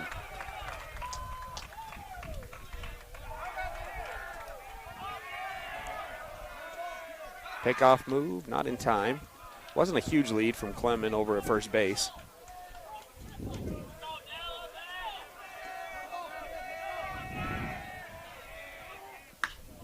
And they're going to call a balk. Too bad that one's going to be elevated to right field for the out, but instead I don't think he had a pause, and that's going to put the runner on second base. I was just going to say, he almost didn't pause the last time, and there he got it.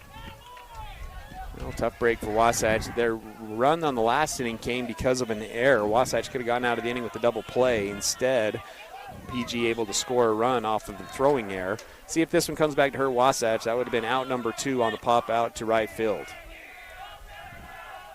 Moves the runner to second. That pitch is going to be swung on. It's going to be elevated to center field. Brown comes up, makes the second out of the inning, both for Brown and for Wasatch. So 2 outs now with the runner on second. Oh, good job bouncing right back after the balk call. Yep. Filling up the zone there after the hit by pitch. You bring up the sophomore Wolfgram, walked but got picked off in his first at bat. Comes up once again with 2 outs. 2 looks from Livingston and a bunt attempt here with 2 outs. That one's going to be fouled out of play for strike 1. Fouled that a ways back, Tyler. Thing's on its way to Salt Lake. That thing left the stadium on that bunt foul ball. No balls, 1 strike. Wolfgram's going to square again. That one, a foul ball. And that'll be strike number 2. So number 3 hitter up and back-to-back bunt calls with 2 outs. And that puts 2 strikes on the board. Effectively wild, we talk about with Max. If you're turning around, squaring for a bunt, but you don't see it, you may have one coming for your teeth, and that's what happened there. 3 looks from Livingston. The 0-2 goes with the off speed, and that one's a little bit too good. That one's going to be roped to the right center field gap. Clement will come around and score. It's going to be a 2-out single here for Clement. Good throw there from Brown. Keeps the runner at first base. But with 2 outs, Wolfgram comes through with the RBI. Yeah, so the balk does hurt him, Tyler. He's not scoring on that play without the balk. That's maybe a first to third single, probably a first to third single. He got a chance to get out of it here.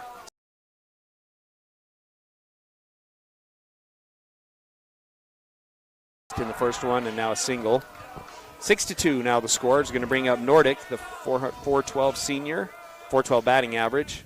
Big swing and a miss for strike 1. He walked and scored in his first at bat.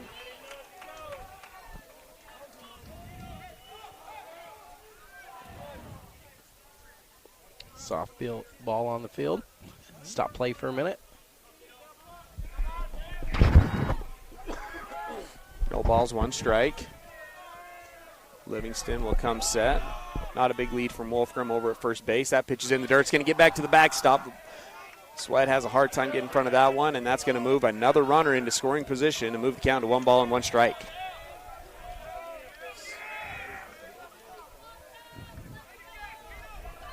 PG trying to keep this thing close. It's 6-2 the score. Wasatch has put up a lot of cricket numbers after the first inning. The pitch, that one misses and gets to the backstop again, but bounces right back to the catcher. Pretty good read there from Wolfgram, who decides to stay at second base on the wild pitch. Well, it's springing right off that net, isn't it? Yeah, he knows it, right? Plays catcher for Pleasant Grove. He knows how that ball comes off. Tyler, he was actually retreating as that ball was hitting the net. He knew exactly what was going to happen on that play. Coach McCoy not liking something that he sees. He's going to come out to the mound and talk things over. This trip to the mound is going to be brought to you by Gravity Coalition, offering the best in bike, skis, snowboards, skateboards, and more in the Heber Valley. Visit them at their store in Midway or at gravitycoalition.com. This is a cool shop. Ty, former pitching coach, what's that trip to the mound? What are you seeing there? Try to get him calmed down is what that situation is, Tyler. He's been pretty good for you throughout the course of this game. But this is a dangerous part of the lineup, right? You're sitting on the number 4 hitter. 5 and 6 can certainly hit the ball out of the yard here for Pleasant Grove, and so you just got to refocus him and calm him down. He can't sell out on any pitches here. Doesn't want to just serve one up over the middle. You just need to get him focused. 2-1, and a pretty good pitch. It's on the outside corner. 4 strike 2 puts deuces on the scoreboard. 2 balls, 2 strikes, 2 outs, and a runner on second.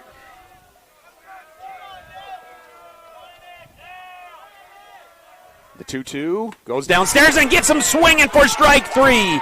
First Gravity Coalition strikeout of the day, and Wasatch gets out of the inning. 1 run on 1 hit, no errors. 1 runner's left on base. It's 6-2 going into the 4th. Hungry for mouth-watering all-American comfort food? Look no further. Chubby's has just opened in Heber Valley, bringing you award-winning burgers and cheesesteaks made from 100% premium black Angus beef. With 9 Utah locations, our family-owned and operated restaurant knows how to satisfy your cravings. And don't forget to treat yourself to our delicious desserts. Come taste the difference today at Chubby's, located at 220 North Main Street. Chubby's Cafe, your neighborhood destination for the food you crave. Here at Country Gardens and Nursery, we hope that you feel that you are home when you are away from home as you go around our perennial floor checking out the newest and latest for beauty for your garden. As you wander into our indoor plant shop, seeing the possibility of what could be yours. Stop by Country Gardens and Nursery, your home away from home. 1401 US 189, Heber City, Utah. And don't forget to check us out on social media for quick tips and tricks throughout the season. Big O Tires in Heber is your one-stop shop for tires and service. What was once Point S is now Big O Tires. Same service, but different name. We're locally owned and operated and want to help you get your vehicle ready to road trip this summer. Stop in for all your name brand tires, oil changes, alignments, brakes, batteries, shocks, struts, and a whole lot more. Plus, Big O Tires offers financing options to fit any budget or any situation. Visit us today. Big O Tires, the team you trust. And now, back to the action. Wasatch High School Sports on 94.5 The Peak.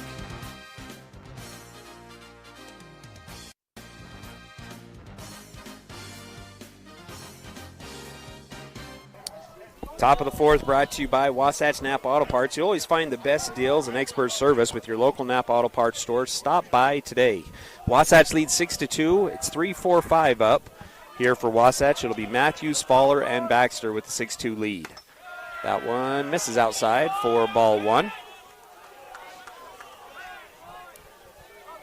Royal once again hitting on the left-hand side. 0 for 1 today with a walk and a run scored.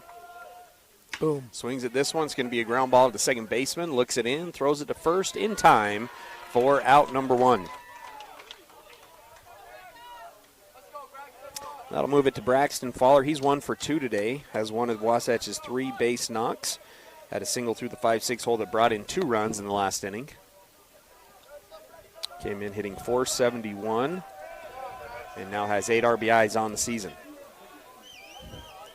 Dagelbrecht still on the mound here for Pleasant Grove. This one swung on and laced foul over the backstop or over the dugout of Pleasant Grove. Yeah, that ball will wake up the coaches over there that are on that corner, right? Shot right over their head. Nice off speed in there for a strike as well. Is going to move the count to no balls and 2 strikes.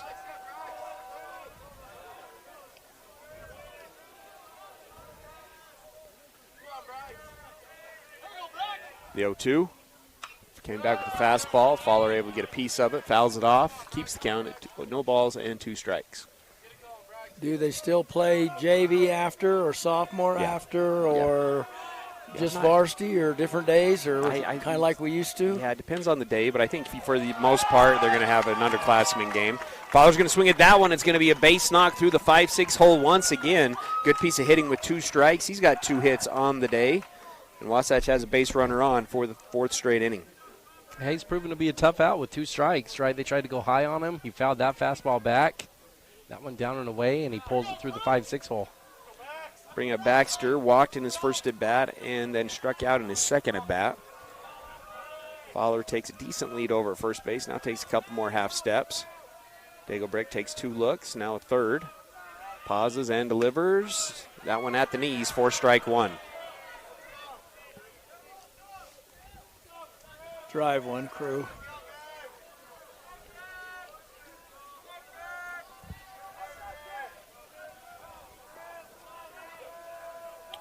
No balls, 1 strike. Eddie Bluth on deck.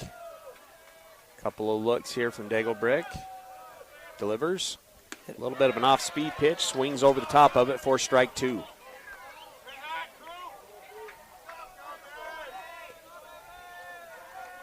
Seven RBIs on the season for Crew. Also has a run scored today. Big hole between first and second with the first baseman holding him on. But Faller was leaning. Looked close, but is able to get back in time on the pickoff move.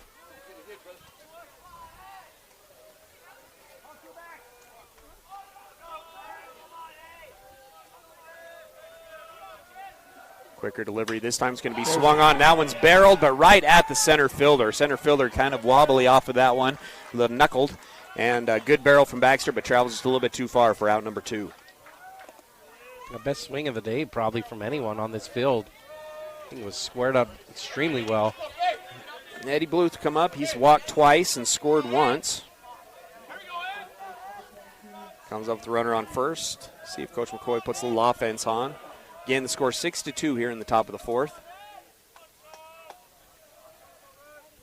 That one swung on, and it's going to be elevated down the left field side, kind of in that Bermuda triangle. Don't know if anybody's going to get to it, and it's going to be fair. And Faller's going to try to score from first. The throw from the outfield's not going to be in time, and a 2-out double for Eddie Bluth. And it might have been a collision out there in left field, Ty. Not sure. That's in our blind spot. I should have stood up to watch, but yeah, you're right. Right where the dugout shortstop and left fielder. There's a collision, and I didn't see it. Down. One run's going to come in. We're going to go ahead and take a break. 7-2 the score here on 92.9 The Peak. Check out the Fit Stop Health Club. It's more than a great facility. Their employees and staff create a comfortable, caring, supportive place for men and women of all ages, as well as their families, to work out. They have your tanning beds, massage, and personal trainers. Find your new groove. Jump into their therapy pool with endless laps. They have Group X classes with nationally certified and specially trained instructors. See what the Fit Stop offers. Go to their website at fitstophealthclub.com. For more information, call 654-2131. Hi, this is Corbin Gordon from Gordon Law Group. I commonly get approached by people with the same question. Hey, do you guys do a particular type of law? The answer is almost always, yeah, we do that. We are the Valley's only full-service law firm that has been in business for over 20 years. We have 5 experienced attorneys who do estate work, litigation, business formation, real estate, water law, divorce, criminal defense, and many others. Gordon Law Group, yeah, we do that. At Heber Park City Appliance, you're getting a dedicated team of professionals who go out of their way to keep your home running smoothly. And when we say team, we're talking about 40 years of winning service and reliability. We're here to boost your at-home satisfaction long after your purchase. So when it's fourth quarter and your fridge goes out, oh man, be confident knowing we're a team that will go the distance for you. Heber Park City Appliance in Heber City. Visit us online at heberappliance.com. Hey, it's Nicole from Mountain Refined. I wanted to take a moment and invite you to visit our showroom. We are locally owned and operated with the largest selection in Wasatch County. In our showroom, you will find everything from bedding, home decor, gifts, jewelry, beautiful furnishings, and even flooring. We even have a large selection of protein powder. It won't take you long to find out what everyone's talking about. We can't wait to meet you. See you soon. We're located at 480 North Main Street in Heber City. Chad here from Mountain West Trailers. With over 20 years in business, we know you value strength and reliability. Whether it's for work or play, our dumping equipment trailers are built to last. Enclosed cargo trailers for business and fun, or open utility trailers for everything in between. With expert sales, parts, and repairs, we've got you covered. Haul it all, big or small, because Mountain West Trailers is always right behind you. Visit us at mountainwesttrailer.com or stop by at 1470 South Highway 40 here in Heber City, Utah. Hey there, Heber City. Are you tired of dings, dents, and scrapes ruining the beauty of your beloved vehicle? Look no further than Robards Collision, the ultimate destination for all your auto body needs. At Robards Collision, they've been offering top-notch collision repairs and outstanding customer service. Their team of expert technicians is passionate about bringing your car back to its original glory, no matter the size of damage. Their state-of-the-art facility is equipped with cutting-edge technology, ensuring precise and accurate repairs. They handle it all with precision and care. Timberline Ace Hardware is committed to helping their neighbors and their communities, and because they're in the neighborhood, they can deliver almost anything you need. So shop in store or online for whatever your home or yard needs. Choose from top brands like Milwaukee, Stihl, Traeger, and Benjamin Moore. Then pick up in store, curbside, or they'll deliver your order right to your home. Around the block, what you need in stock with people that know how to help. Timberline Ace Hardware, serving the community for over 50 years. Ace is the place with the helpful hardware, folks. You'll always find the best deals and expert service at your local Napa Auto Parts store. We offer expert service in helping you find the parts you're looking for your current project, as well as Milwaukee tools. We can also help you with most motorsport, RV, and vehicle battery needs at your local Napa Auto Parts store in Heber City.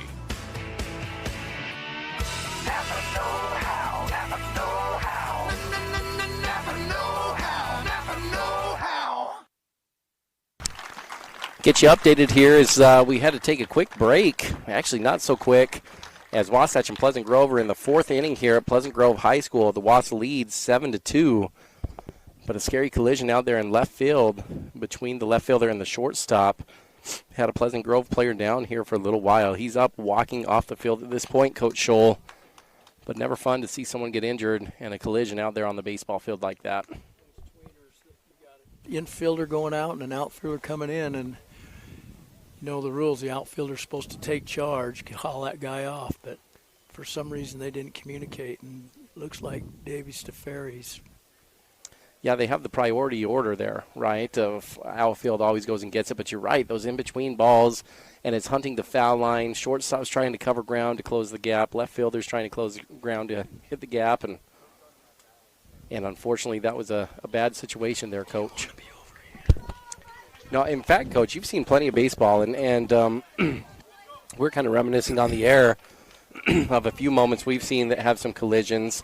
Just Wasatch High School, Moj, we talked about Dustin Doris. A lot of people may not know that name, but he found it was Hillcrest that has a light pole inside their field, or they did have a light pole inside their field, right? And he was going for a ball out there and ended up hitting that light pole. And in a summer league game, and Dustin was fearless, and Dustin was doing his best to try to win a spot. Let's be honest, he was 7, 8, 9, 10 guy, Lost some teeth out there, though. And it knocked teeth out, and he's had dental work throughout his life from it. But, boy, he was going to take that pole. He took it head on. And, I can use myself as example. I got knocked out my first week trying to switch over to catcher when I was playing for you. Took a ball to the throat, and that video became a famous video that made the rounds. I think we were at Alta High School, actually. That one was actually at home before that home field was built. So the other time you passed out was at Alta. I only remember one pass out. I think you must be making that story up. Maybe I am. We're going to excuse Tyler Baird, who has to step away. He's got his football coaching duties here this evening. And so, Coach, it'll be you and I the rest of the way. And we're back in play. There's a pitch and a foul ball from Pinter, who's up. 2 outs. Let's reset this. 7-2, Wasatch leading. Bluth on second base. Pinter at the plate. 2 outs.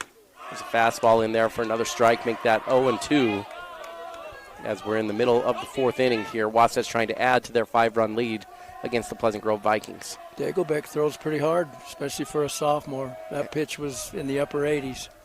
Good-looking arm, and we talked about it. They've already, this is their 3rd pitcher Pleasant Grove's thrown out here this game. First couple struggled to throw strikes, Coach, and you and I might be a little suspicious that they maybe were trying. They've got 5 games this week, 4 between Thursday and Saturday, and maybe trying to get some arms that they maybe wouldn't use as regularly in Region Player State Tournament, and it's got them behind here, down 7-2 on a lot of walks. There's a ball in play from Pinter to third base, and that gets by. Left field. Bluth's going to have a chance to score on this one. Rounds third, coming home, and he's going to score, sliding in there. Pinter into second with a double. Wasatch adds to the lead, 8-2, now leading over Pleasant Grove. How about this from the Wasatch Wasps, Coach? They came to play Pleasant Grove. This is one of the most storied programs that you will find in the state. Really good baseball players. In fact, as we've been in the first innings, I've been impressed as you just keep going through player after player. Arizona State commit. This guy's dad played in the Orioles system. This guy's brother is for the Yankees right now, and just such a storied program that this has been an impressive showing for Wasatch to this point. Wasatch come out swinging the bat, but they've been swinging the bat all year, and they're continuing on. First pitch in there for a ball to Sweat. There's another foul ball there from Otis. 1-1 the count. Sweat came into this game leading the team in RBIs. He almost a clone of his older brother, Trav, that played for me. Doesn't he look like it? Yeah, you can see a lot of Trent in him. Yeah. Trent was a tough catcher. 1-1. Here's the pitch. Swing and a miss. Uppercut swing there from Otis, trying to get the ball elevated, it looked like. Otis has been good with runners in scoring position this year. Batting average was down below 200 going into last week, but a strong showing at Ogden and Cottonwood. He actually bumped that up above 400 now. There's a swing and a miss, strike 3, and that'll end the inning. But Wasatch tacks on 2 more, now leading 8-2 over the Vikings of Pleasant Grove, heading to the bottom half of the 4th inning when we come back.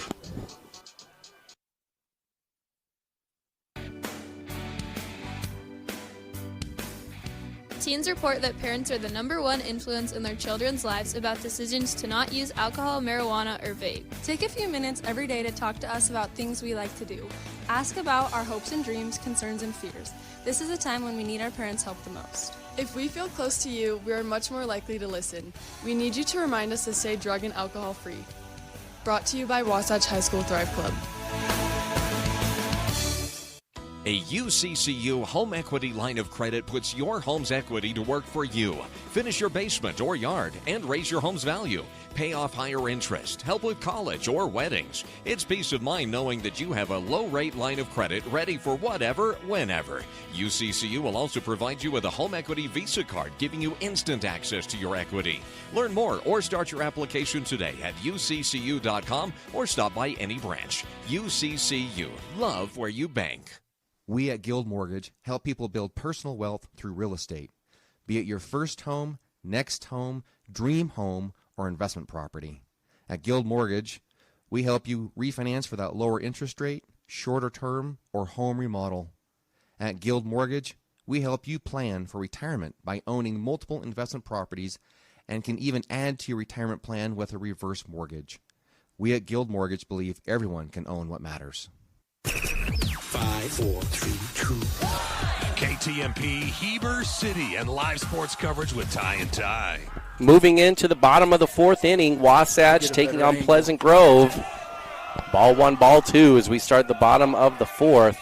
Huntsman at the plate here for the Vikings. Livingston still on the mound for Wasatch.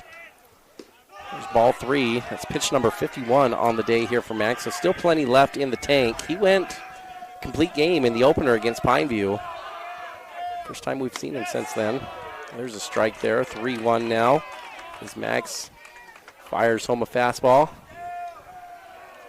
5, 6, 7 coming up for Pleasant Grove in this inning. There's strike 2. Working with a little rhythm now here, Coach. Boy, he gets it right on the mound and goes to work. I love that. Ball in play. Fly ball heading out towards Brown in center. Austin settles under it and looks that one all the way home. Out number 1 in the bottom of the fourth inning. Always nice to get that leadoff man out. Coming up here will be Henry for the Vikings. Takes the scenic route to home plate, doesn't he, Coach? He does. He walks clear around over the P here that's 15 feet, 20 feet behind home plate and back and doesn't, It's wants to get everyone a good look over here. It's kind of. You know what? He backs it up. Arizona State commit. First outing this year. Topped out at 93 on the gun. 9 strikeouts. An impressive-looking player. Grounded out into his first at-bat shortstop. And there's strike 1, strike 2 quickly to him. A couple fastballs in there. Bottom of the zone. Livingston looking good. 0-2. Max into the windup. High ball. Henry gives him a nice long look afterwards. That ball was, that thing was flirting with leaving the yard. That one's hitting halfway up the backstop on the way out. Henry's sending that one out of the yard. That one is totally out of here. Henry going to strut on that one. That's what the kids would say showtiming that ball. And he got every bit of that thing. That thing is out of here and still going probably. Yeah, home run for Henry. That's over in Cherry Creek, Cherry Hills neighborhood. A 1-2 home run here from Henry. He'd like to bounce that curveball. Makes our score 8-3. Wasatch still leading by 5. Bottom of the fourth inning.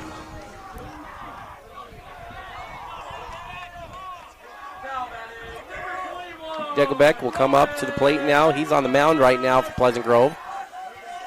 Pleasant Grove scored 1 run in the second, the third, and now in the fourth. Still in the fourth inning. Ball 1 from Livingston. That one comes in high. Pleasant Grove trying to muster up some energy over here in that dugout. Both teams went scoreless in the first before Wasatch put 1, 5, and 2 up on the board between the second, third, and fourth innings.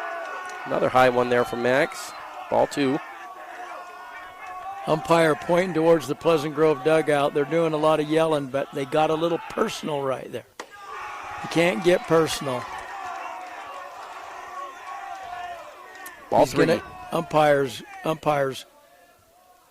Yeah, he's going to get it under control. You saw that, Coach. Yeah. He's been eyeballing it. You can yell and scream all you want, but you can't be personal. There's some players on Wasatch that we've seen over the years that you almost would want them to get personal towards them, right? It almost get them a little more fired up and juiced. And Max might be one of those kids here that if you get him just a little bit more fired up, he can really start delivering for you. Strike one. There's a foul ball for strike two on what would have been ball four. Yeah, hit the barrel of the bat. Dagobeck didn't get the bat out of the way on an inside pitch. Full count now, 3-2. Dagobeck, the 7-hitter here for the Vikings. There's a good pitch. Make it strike. No. Oh, I thought he was going to bring him up. Ball four. Pardon me. Got a little ahead of myself. Down and away it looked like. Otis thought that thing was good. He's turning asking where was that pitch. Didn't get the call. And that'll walk him. Put a runner on first base. 1 out, 1 runner on. I like that spot, Coach. That looked pretty good from over here. Sweat turned around and asked the umpire where it was. He thought it was a strike, too. Umpire had a real chance right there to put Pleasant Grove's loud talking to quiet by ringing that pitch up, but he didn't. Ball in the dirt. Sweat blocks it, gathers it back up, and holds the runner at first base. Great job of killing that ball in front of him there, Ty. Tyler, he did a great job right there. It's hard. We talked about it, too, with the turf backstop now. Those balls bounce just a little different, especially a ball that hits that far in front. Catchers just can't go straight to the knees. They kind of have to get in between and stand up, crouch down a little bit. And Otis had to do that on that play and did a good job. Pickoff move. Doesn't get the runner. There's ball two. High. While we're watching this, what do you think about this new catching style now that they got the one knee down and all that? I was going to ask your thoughts on this. It's become really popular over the last 5 years or so. And I don't know if it's just something that someone's proved and he had success with, and so others have tried it and it's been okay, or it gets them in position quicker. Well, I think the first thing that they'd go to, Coach, is it's become more about the receiving, right? Like the techniques of receiving. And if you watch how a lot of these catchers do it, they get down low with that, and then they'll put their glove down on the turf too. I don't know if you've noticed that. Yeah. And then as the ball is received, they'll start working their way up to it. And so they feel like when you're down low, you can get that lower strike call if you've got that leg down extended and start working your way up on the ball. And they just feel like it's a little bit more appealing to the umpire. I think that was the brainchild behind it all. Mm-hmm. And I thought it may hurt the run game a little more than it has. They seem to handle the run game just fine, catching it with one leg on the ground still. 2-0 after a visit to the mound from Coach McCoy. And it's another good visit. Strike one from Livingston. Runner on first, 2-1 count. 8 hitters up for the Vikings. Livingston comes set, checks the runner. Pickoff move. Not in time. One good pitch here can get you out of the inning. Ground ball to Fowler. Get a little double play action. Livingston sets, fires. In there for strike two, working the outer half of the zone. Coach McCoy imploring him to go after the hitter after that last pickoff move, Coach. Yeah. Wants to focus on the sometimes pitching. You just need to concentrate on the hitter. 2-2 count. He didn't pause there. He got away with one. Low pitch and probably got away with a balk, as you say, Coach. Full count now, 3-2. See if Pleasant Grove wants to go a little action here on the base paths. Livingston sets, fires. That's a good spot, but same spot he just walked the previous batter, low and away. And it's consistent. Same pitch that the umpire didn't call on the one before. So if it's a ball the first time, it's certainly a ball the second time. Now runners on second and first, 1 out, and Pleasant Grove trying to claw their way back into this thing. New hitter here for the Vikings, as Page had to come out due to injury. He was the player injured in that collision. There's a pitch there. Coach started looking down for a minute. Ball. Strike. Ball one there.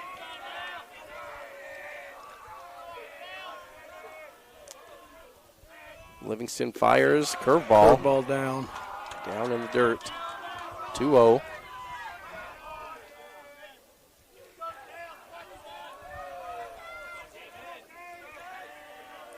Max checks the runner at second base. Looks home, fires, and down again. Down and in. Ball 3. Sweat wants to go chat this one over. I'm not sure who this is. Yeah, don't have it on the roster here right now, Coach. I'm looking trying too. to check number 23 here that's entered in for Pleasant Grove. 3-0. Pleasant Grove down 5, but a couple runners on. 9-hitter up, 9-1-2 waiting. Certainly doesn't want to walk the 9-hitter that subbed into the game due to injury. That's what he's on the verge of doing here. Good pitch. There's a strike. Make it 3-1.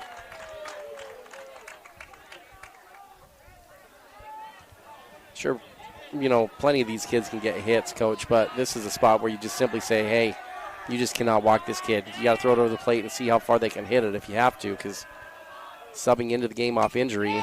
It's a good swing, foul ball for strike 2. Now we're full. So this kid, his name's Banks. Banks, number 23. There's no substitution for the, no defense for the walk. You're right. We got a chance if he hits it. We got a chance somewhere. I like to say 9-on-1, right? 1 hitter, 9 fielders, but if you walk them, there's ball 3. If you walk them, nothing you can do with that. You're exactly right, Coach. So I had a ball earlier on. Sorry, I thought that was a full count there. Ball 3 on that one. Full count now we go. Livingston sets, takes a couple looks at second base. Delivers home, good pitch, and strike 3. Banks goes down looking, and Max gets an important second out as the top of the lineup comes back to the plate. That's a big moment. I'm not sure what Banks is complaining about there. He looked at the umpire and shook his head and whatever. That pitch was right down the heart. Yeah, that's a pretty good-looking spot. I mean, we're looking at it right here, and it was 2 inches inside the plate. It was a good job from Otis to go out and calm him down, right? With 2-0, catcher went out there. Did a great job at calming him down. Got him back focused and gets a big strikeout. Third time through the lineup now for the Vikings, though. Livingston fires. There's a drag bunt and diving foul territory. Can't come up with it is Pinter. Good effort from Sam coming hard on that drag bunt attempt, but couldn't quite come away with it. We're in the bottom of the 4th inning here at Pleasant Grove High School. Listen to Wasatch Baseball, who comes in at 5-1 on the year, Coach. They went 3-1 in the opening weekend in their tournament at Pineview High School, and then got 2 dominant wins over Ogden and Cottonwood last week. A couple 10-run Mercy Rule games. Much tougher competition now in Pleasant Grove. It's a good pitch from Max. Make it strike 2 as that one's on the inside part of the plate. 0-2. Well, with Pleasant Grove coming down from 6A to 5A, that really made the 5A tough. Pleasant Grove's actually one of the favorites in the state. And several of these teams in this league.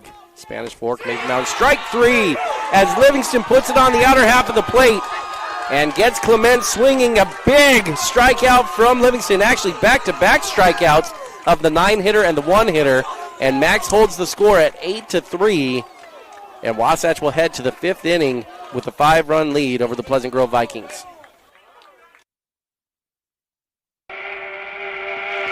Are you ready for lunch? Well, the Dairy King, home of the train, is serving the best food with friends and family in the Valley and have been the winner of Best of State for 20 years. They've recently been named the best of Utah for their milkshakes. You've got to try their delicious train burger with an Oreo shake. They also have those yummy salads that just hit the spot or a turkey breast sandwich that tickles the taste buds. They've proudly been serving the Heber Valley for 78 years at the Dairy King, home of the train, serving deliciousness daily. Stop in today. Unlock your potential at Bonnie Joseph Academy, your local beauty school. Explore the art of cosmetology, barbering, hair design, basic aesthetics, master aesthetics, and nail tech programs. Visit bonniejosephacademy.edu to learn more and enroll today. Financial aid is available for qualifying students, and we offer flexible schedules and distant education options. Transform your passion into a rewarding career at Bonnie Joseph Academy, where beauty meets expertise. Bonnie Joseph Academy, Heber City. Hungry for mouth-watering all-American comfort food? Look no further. Chubby's has just opened in Heber Valley, bringing you award-winning burgers and cheesesteaks made from 100% premium black Angus beef. With 9 Utah locations, our family-owned and operated restaurant knows how to satisfy your cravings. And don't forget to treat yourself to our delicious desserts. Come taste the difference today at Chubby's, located at 220 North Main Street. Chubby's Cafe, your neighborhood destination for the food you crave. 5, 4, 3, 2, 1. KTMP, Heber City, and live sports coverage with Ty and Ty. Head to the top of the 5th inning at Pleasant Grove High School, where Wasatch Baseball leads 8-3 over the Pleasant Grove Vikings. Swing and a miss from Livingston. Strike one. Wasatch will go 9-1-2 to start the 5th inning. Joined here today by Coach Mike Scholl. Coach, thanks for coming over and spending some time with us today at the ballpark. Glad to be here, especially with you. Foul ball from Livingston there on the second pitch, so make it 0-2. For those that may not know, Coach, you know a thing or two about Wasatch baseball. Coached, started in 2004 up at Wasatch, right? And went until... Well, actually 2002, but I was an assistant to Carl Hermanson. Yeah, pardon me. Head coach starting That's in 2004 and then assistant in 2002. And was it till 2018, 2016 when you retired? Put you on the spot, test you here with that. 16 from baseball and 18 from the high school. 18 from teaching, 16 for baseball. And made the commute up to Heber Valley the entire time, living down here in Pleasant Grove Boundary, but commuting up to Wasatch. There's strike three, a good outside fastball there is going to ring up Livingston on that one for the first out of the inning. But these are probably, I would imagine, the two baseball programs that you are most familiar with in the state, Coach. You know, the Vikings and the Wasps well. I'm pretty familiar with American Fork, too, and a little bit with Lehigh because of both those coaches played for me years ago. Oh, no kidding. The Ingersoll, brothers. brothers. Yeah, that were at Lehigh and American Fork. So pitch in there for strike one on Salmon. Fourth time through the lineup now for Wasatch. Swing and a miss. Good breaking pitch. I did talk to Carl Hermanson the other day. I didn't know because, you know, if you're not in it day to day, you sometimes don't hear everything. But I didn't realize he'd retired from coaching. He's not the coach at Orem. He stepped away. I actually didn't know that either. He didn't give us that indicator last year. So he stepped away and. There's a ball there to I'm not even Salmon. sure who's coaching, to tell you the truth. He's had some good programs down there at Orem. He's had some real good programs. 1-2, there's a ground ball heading to the 5-6 hole, gobbled up by the shortstop, but never going to make that throw as Salmon hustling down the line.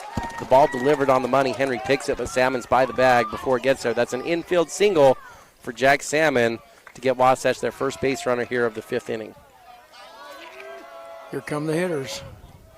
Yeah, let's see if we can get a little... Wasatch just been pouring it on Pleasant Grove. The Vikings put one run on the board in each of the last 3 innings, but they haven't been able to put the crooked number up on the board. Wasatch, on the other hand, has kind of been coming at Pleasant Grove. 1 run in the second, 5 runs in the third, 2 runs in the fourth. And now threatening again. There's a pickoff move. Nearly got him. Salmon was leaning a little bit. Pretty good tag. Jack back there just in time. Brown comes into this game with 3 home runs on the year. And another pickoff move there. Oh, they punch him out on that one. I thought that one was, maybe his hand didn't get back there in time, Coach, but that tag was a little bit farther back. That actually looked, yeah, the first one looked closer than that one. I thought so. Maybe there's he no was. appeal gonna have, or there's nothing you can have always appeal. I always used to question. They've never changed it once. No, not in baseball. I see it changed in other sports. Right, where they review. Yeah, but in wrestling, I've seen them commit some number of times to change the call in wrestling. But, well, the pickoff there is going to clear the bases. There's a low ball to Brown. And that'll change how they're able to pitch to Austin here as well with the base open. Last time they very intentionally pitched around Austin. 1-0 count here to Brown.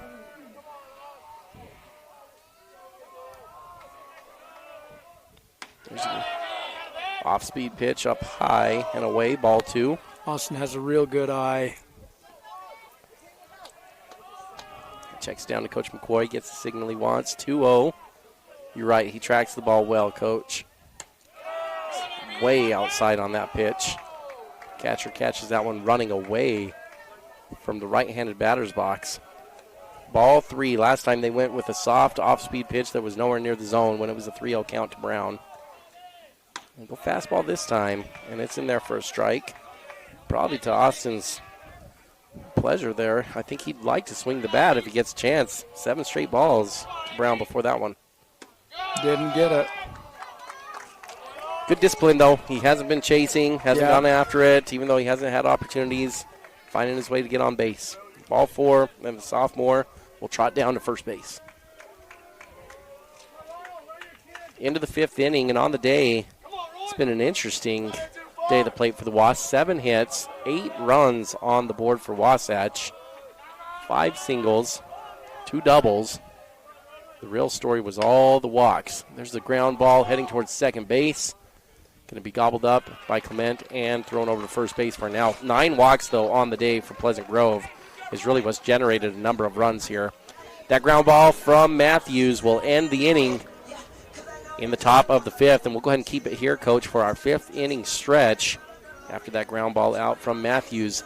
Just started a little bit of our 5th inning stretch recap, but in addition to the hits, so 7 hits on the day for Wasatch, 8 runs on the board, 9 walks for Pleasant Grove on the day. No hit by pitches, but Wasatch has been able to get some big hits in big spots. As far as RBIs go, Wasatch has 2 RBIs to Braxton Fowler, 2 RBIs to Otis Sweat, and then Bluth, Pinter, Livingston, and Salmon each have 1 RBI. Bluth has scored a couple runs on the day, earning a couple walks and helping produce some runs. Austin Brown also 2 runs on the day for Wasatch. As far as pitching goes, Max Livingston got the start for Wasatch on the mound. He's gone 4 innings, 79 pitches on the day here for Max. 3 hits scattered, 3 runs, 2 earned. 4 base on balls for Max here today, 3 strikeouts, back-to-back strikeouts in the last inning that ended the threat from Pleasant Grove. And then 1 hit by pitch on the day for Max. So a few more freebies than you'd like to see between the base on balls and the walks. Or, pardon me, base on balls and the hit by pitch. 5 freebies for Livingston. But he has Wasatch in line for the win right now if they can hold the spot. Coach, what have been your impressions here of this game so far, getting a chance to see the Wasps up close here this year? The Wasps swing the bat really well, take advantage of opportunity, and that's been good. Had a couple key hits that made those walks from Pleasant Grove turn into runs for us. Timely hitting for Wasatch. Timely getting hitting. Some good timely hits. Coming, frankly, from the bottom of the lineup like you talked about earlier. It's been their real strength this year as the bottom of the lineup has produced. And they've rotated a little bit, but for the most part it's been Bluth, Pinter, Sweat, and Livingston that's been at the bottom of that lineup. Baxter's been in there a little bit as well over the course of the season. So those 4 to 5 guys have really produced for Wasatch this year.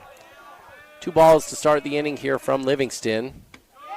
There's a good pitch. Strike 1 down in the zone on the fastball. Tell you kind of a funny story in between pitches here about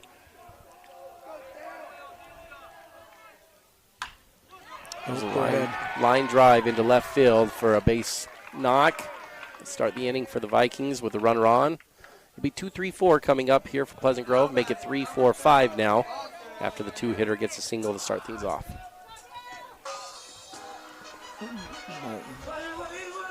Wolfgram will come up to the plate. He's 1 for 1 on the day. A walk and then picked off. And then a nice looking line drive hit to right center with 2 strikes in his last at bat. Tried to lay down a couple bunts before he eventually just hit a line drive on the screws.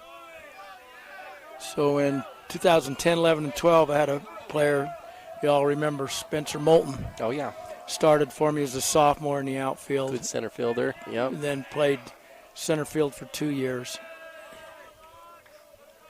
Pick-off move at first, not in time. He was the prototype leadoff hitter. Hit from both sides, could run, bunt, do it all. So I put him at leadoff, and he struggled. There's a ball in play to left side. Wasatch should have an opportunity on this one. Bluth in pursuit, and it falls before anyone can get to it. Foul ball, and Wolfgram will get another chance at this one. So as a sophomore, he wasn't hitting leadoff. We had him down the lineup, and he hit near 400. I mean, he just was tremendous. Well, it's coming back the junior year of that 2011 year, had all those good players, and he was the perfect leadoff hitter in the first 2 or 3 games. He just wasn't the same. Another pickoff move. Matthews and he decided, he came and he said, Coach, I just really like hitting in that 6-7 spot. And I said, but you're the perfect leadoff hitter. And he said, well, I might be, but Anyway, so, we listened, and I was an open book to talk. I let him come talk to me. It's the ball in play. Fowler over there is going to catch it just into shallow left field. And there's your first out of the inning. Livingston doing a good job to get that fly ball from the 3-hitter of Pleasant Grove. So we moved Spencer down to the 6th spot, and he hit .420 and was first team All-State. And nobody cared where in the lineup he hit. They just wanted to see stats. They just want to see stats. They didn't care he's hitting 6 or 7. But he was just more relaxed. And that's that point of sometimes down the lineup is a personal, mental, desired area. You never know. The next year he hit leadoff and also hit in the 400s and was first team All-State. But that junior year, it just was best for him to hit down the lineup. And so, sometimes it is a mental game with some of these kids, right? Another pickoff move. That one pulls Matthews off and nearly gets away. 1-0 the count as Nordic comes to the plate. You mentioned earlier, Coach, BYU commit and Nordic playing shortstop today for the Vikings. Your story there about Moulton, I've heard it different ways for a lot of different players. Talking to Lou Green when he was coaching here, he had a player at Park City who, if he didn't hit him in the 4-hole, he was a terrible pitcher. And so even though he wasn't a 4-hole hitter, he just needed him to feel like he was the man in the 4-hole. So they'd put him there, and there's a deep fly ball to left field. This is going to push Bluth back. See if he can track that one down. Caught it. And he got it right at the wall, Coach. Nice job there from Bluth to track that ball down. Nordic didn't quite get all of it, but he got it pretty good and pushed that one back to the wall. Zach Larson was that way in your era. Yeah, if he didn't hit 4th, he was calling me at home, wanting to know what he'd done wrong. And when you did put him 4th, he usually produced pretty well. Especially against Snow Canyon in the state tournament. Yeah, got one of the biggest hits in Wasatch baseball history. 2 outs. There's another fly ball popped up shallow center field. Brown underneath it, settles, and is going to haul that one in as Huntsman flies out. Livingston works his way through 5 innings. Wasatch still with an 8-3 lead, and that'll end the 5th. When we come back to the top of the 6th, Wasatch will hold a 5-run lead and be looking to add to it. Here at Country Gardens and Nursery, we hope that you feel that you are home when you are away from home as you go around our perennial floor checking out the newest and latest for beauty for your garden as you wander into our indoor plant shop, seeing the possibility of what could be yours. Stop by Country Gardens and Nursery, your home away from home. 1401 US 189, Heber City, Utah. And don't forget to check us out on social media for quick tips and tricks throughout the season. Big O Tires in Heber is your one-stop shop for tires and service. What was once Point S is now Big O Tires. Same service, but different name. We're locally owned and operated and want to help you get your vehicle ready to road trip this summer. Stop in for all your name brand tires, oil changes, alignments, brakes, batteries, shocks, struts, and a whole lot more. Plus, Big O Tires offers financing options to fit any budget or any situation. Visit us today. Big O Tires, the team you trust. Check out the Fit Stop Health Club. It's more than a great facility. Their employees and staff create a comfortable, caring, supportive place for men and women of all ages, as well as their families, to work out. They have your tanning beds, massage, and personal trainers. Find your new groove. Jump into their therapy pool with endless laps. They have Group X classes with nationally certified and specially trained instructors. See what the Fit Stop offers. Go to their website at fitstophealthclub.com. For more information, call 654-2131. This is live coverage of Wasatch High School sports on 94.5 The Peak.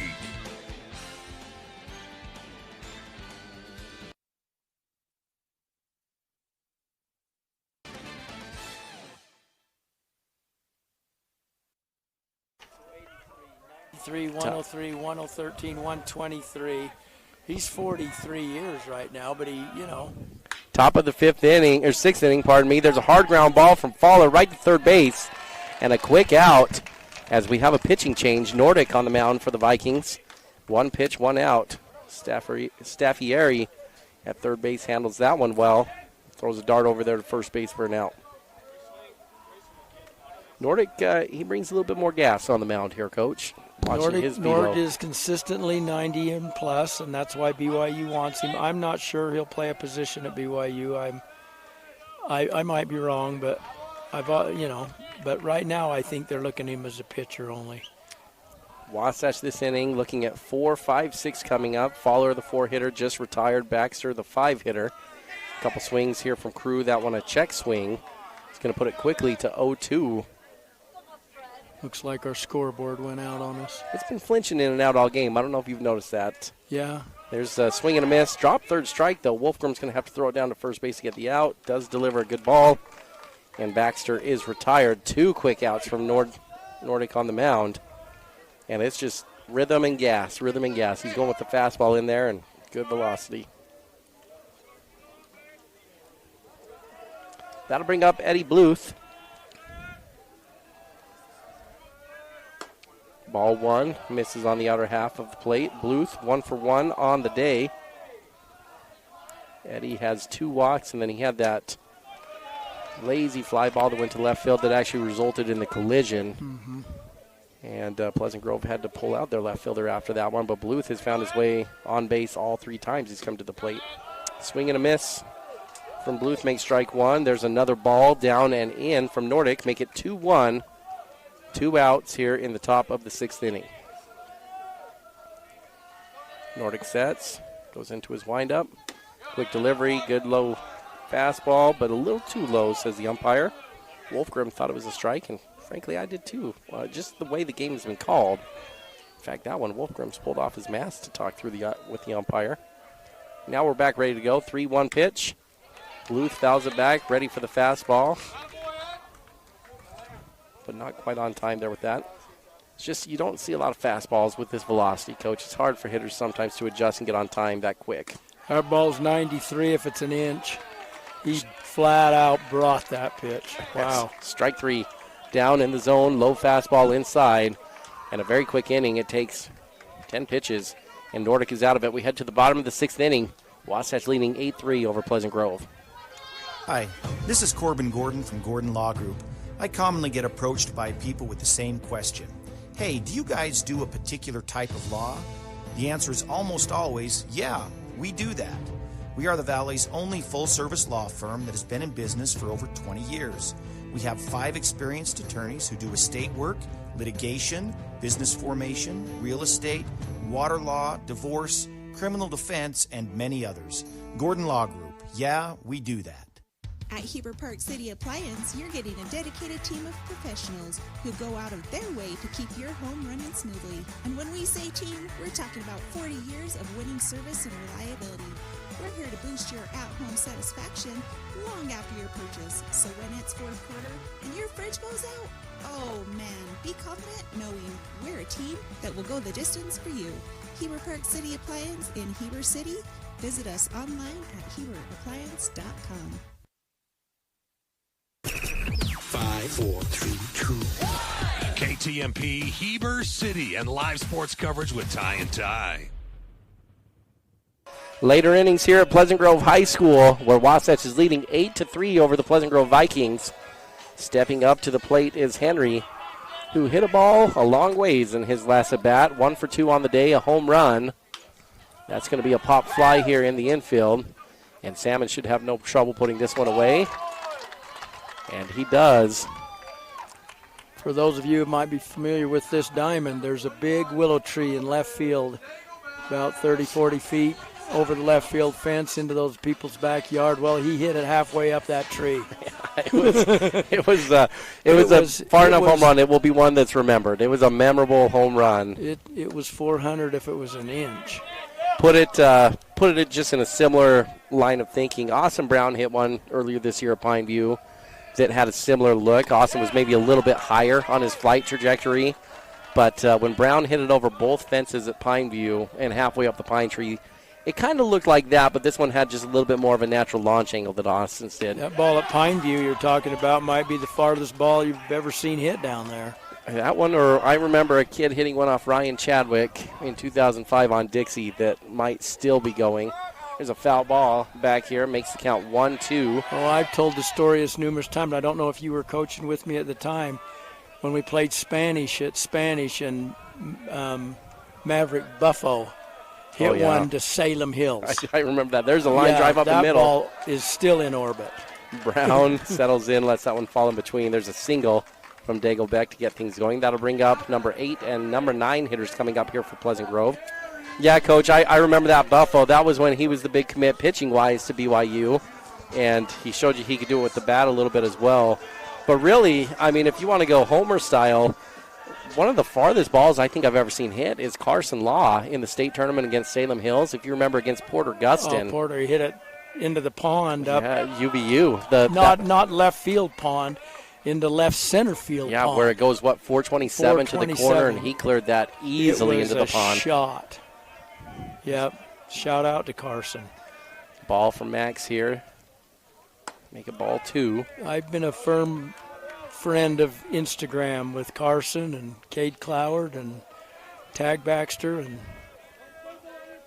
those are some of the good ones to come through. Many of, always with you guys, but some I've had a lot of good interactions still with now their dads, and Jace Wright and Kaiden Hansen making millions of dollars. I can't even fathom it.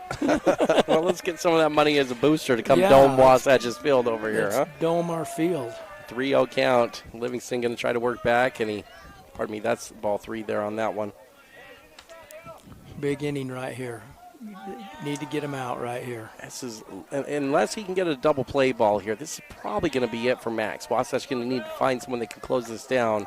Livingston flirting with 100 pitches now at this point, and that will make it 100 on ball 4. And he's showing signs of tiring. What is it, 110? 110 is the limit. You can finish beyond 110. Ideally, you'd like to get him through and have the first look for the next team in the next inning, right? Not bring it in the middle of the inning if you can avoid it, but they may not have an option here. There's a good pitch down in the zone. This is Banks again that came in for Page that got hurt on the collision. Yeah, Max got down against him 2-0, but worked back and got a strikeout in the last at-bat against Banks. There's strike 1. It's a high, lazy fly ball to center field. Brown should be able to run underneath this. Floating back over to left center, and Brown has that one secured in the bag. Out number 2, and up comes the top of the lineup.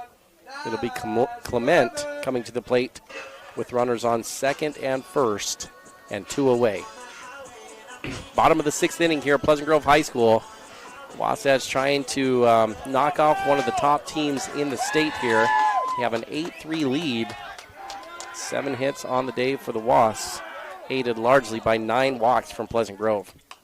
Livingston starts with a fastball, and that one is fouled back from Clement. Fastball a little up in the zone, but he got away with it there. Livingston sets again, checks the runner at second, delivers home low. Sweat picks that one out of the turf. 1-1 the count. Coach, you mentioned Pleasant Grove, one of the favorites here in the state this year. Some other names of teams you've heard about here. You talked about Timbanogos and the St. George schools in 4A, but as far as 5A, any teams catching your eye? Oh, there's a good breaking pitch in for a strike. Strike 2. I think you got a couple good schools up north in Brighton, and a couple of them I'm not as familiar, to tell you the truth, as I am with the 5A local, because you're always going to be dealing with Spanish Fork. They won it last year. They got the defending MVP and catcher in the Cloward kid, who's only a sophomore. So they got to be good. And Maple Mountain's always strong. Yeah, Coach Thomas doing a great job down there. Salem Hills changed their coach. Coach Haney, longtime coach of over 30 years. Strike 3 from Max Livingston. Pumps the fastball by him. And Wasatch will hold the lead there, 8-3. As we head to the top of the 7th inning, Livingston goes 107 pitches. None bigger than that one. Punches them out and ends the threat here. One more inning to go. Wasatch on their way to a victory here, Coach. We'll come back and revisit that thought in a moment. Wasatch 1 inning away from the win here at Pleasant Grove. Hey, it's Nicole from Mountain Refined. I wanted to take a moment and invite you to visit our showroom. We are locally owned and operated with the largest selection in Wasatch County. In our showroom, you will find everything from bedding, home decor, gifts, jewelry, beautiful furnishings, and even flooring. We even have a large selection of protein powder. It won't take you long to find out what everyone's talking about. We can't wait to meet you. See you soon. We're located at 480 North Main Street in Heber City. Chad here from Mountain West Trailers. With over 20 years in business, we know you value strength and reliability. Whether it's for work or play, our dumping equipment trailers are built to last. Enclosed cargo trailers for business and fun, or open utility trailers for everything in between. With expert sales, parts, and repairs, we've got you covered. Haul it all, big or small, because Mountain West Trailers is always right behind you. Visit us at mountainwesttrailer.com or stop by at 1470 South Highway 40 here in Heber City, Utah. 5, 4, 3, 2, 1. KTMP Heber City and live sports coverage with Ty and Ty. Top of the 7th at Pleasant Grove High School. Tyler Moss and Coach Scholl on the air with you here today as you're listening to Wasatch Baseball on this beautiful Tuesday afternoon. And Wasatch has a 5-run lead, looking to add to it as we head into the top of the 7th inning. For those that are not familiar with Wasatch Baseball, this would probably be a little stunner in the box score. Wasatch leading 8-3 over one of the state's favorites. Tatton's going to come in and pinch hit in this spot for Sam Pinter. See if the sophomore can come through here for the Wasps and get a little something going here in the top of the 7th. Nordic still on the mound for the Vikings. Fastball misses low. And we talked about it last inning. This is a good fastball, good zip on this thing. Definitely coming over 90 miles per hour in this one. That one high and inside, brushing Tatton off the plate.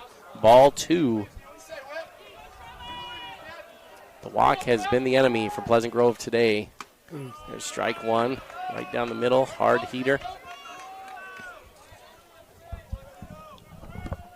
2-1 count. The lefty Tatton waiting patiently in the box. Nordic taking a long time to get this pitch in. Tatton's going to call for time, and he'll get it. Seen that a couple times here from Pleasant Grove. There could be a number of reasons for it. Could be strategic, right, to get the hitter off balance. Also could be they use those IFBs now to call in pitches, coach, and maybe a minute to get the call in there. But we've seen it a couple times from Pleasant Grove, delaying the call coming in. Strike 2 on another fastball in there. Foul ball here on another fastball. Nordic just throwing straight heat right now. Yeah, I haven't seen a curveball in 8 pitches. And I think you'd probably tell him you don't need to worry too much about that until the other team shows they can hit the fastball. There was fastball. One. Well, might have been a changeup. Ball 3. Pleasant Grove crowd didn't like that call. They thought it was a strike. Full count. Nordic delivers and misses inside. I had ball 4 on that, and Tatton's not sure. No, that's ball 4. Ball 4. Yeah. No, the clock's wrong. That's definitely ball 4. Yeah, I've got 4.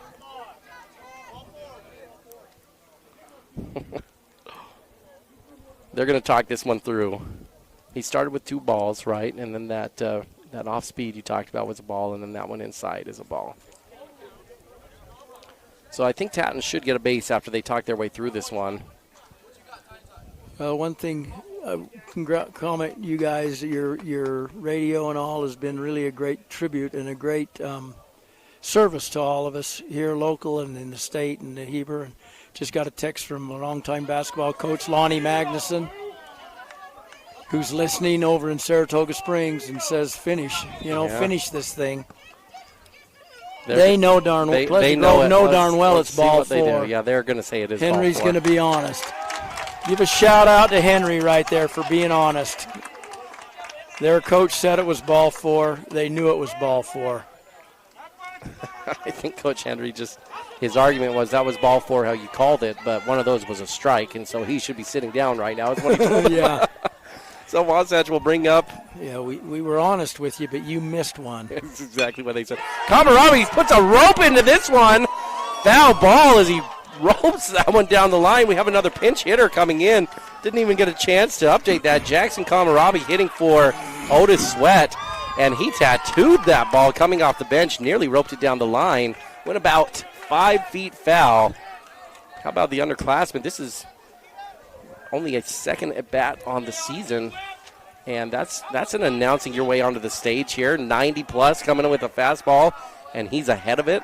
Whew, baby.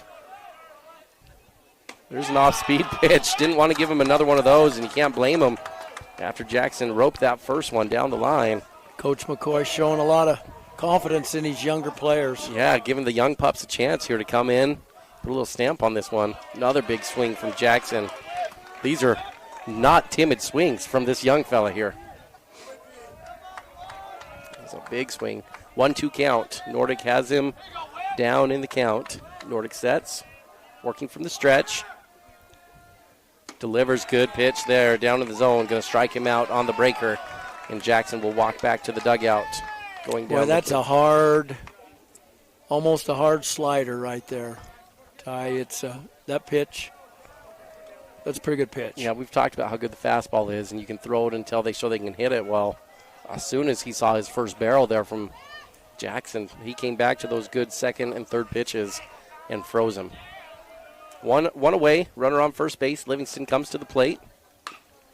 Ground ball, can have a chance at 2 here. Third base, there's 1 at second and 2 at first base as Henry picks it out. That'll end the inning, and we'll head to the bottom of the 7th inning with a chance to finish off a win here at Pleasant Grove. Wasatch leading 8-3, and we'll see who the Wasps go to try to close this one out.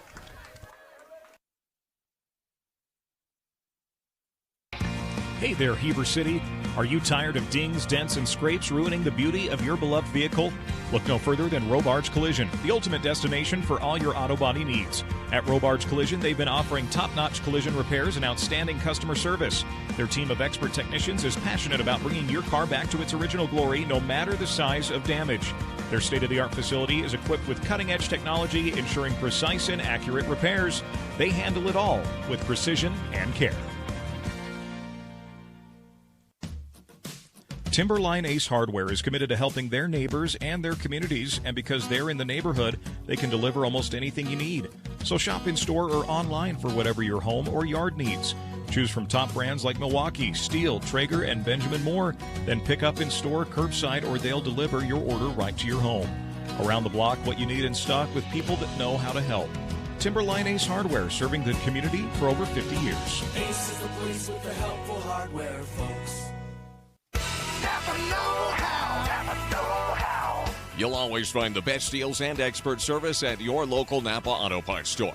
We offer expert service in helping you find the parts you're looking for your current project, as well as Milwaukee tools. We can also help you with most motorsport, RV, and vehicle battery needs at your local Napa Auto Parts store in Heber City.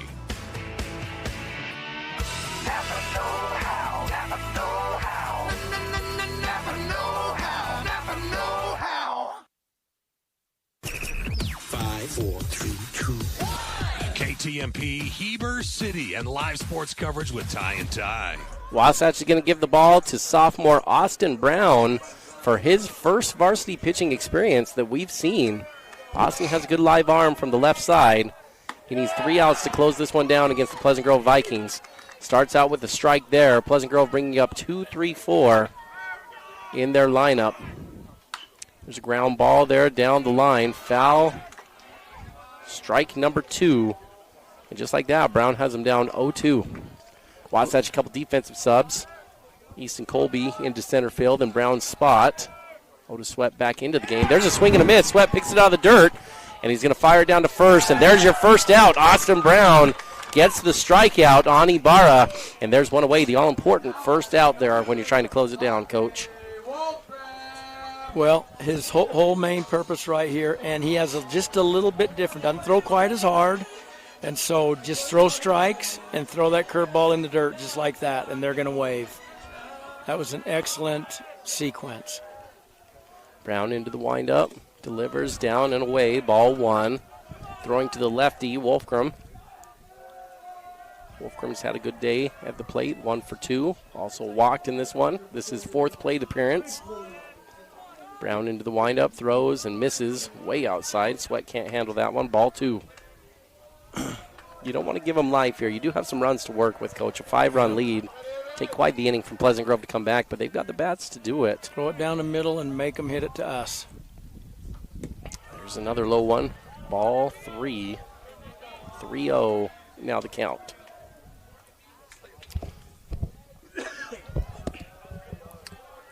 Austin Brown, only a sophomore for Wasatch, one of the biggest prospects for his bat. And there's ball number 4 as Wolfgram will walk down to first base. Brown will try to forget about that one as Nordic comes to the plate.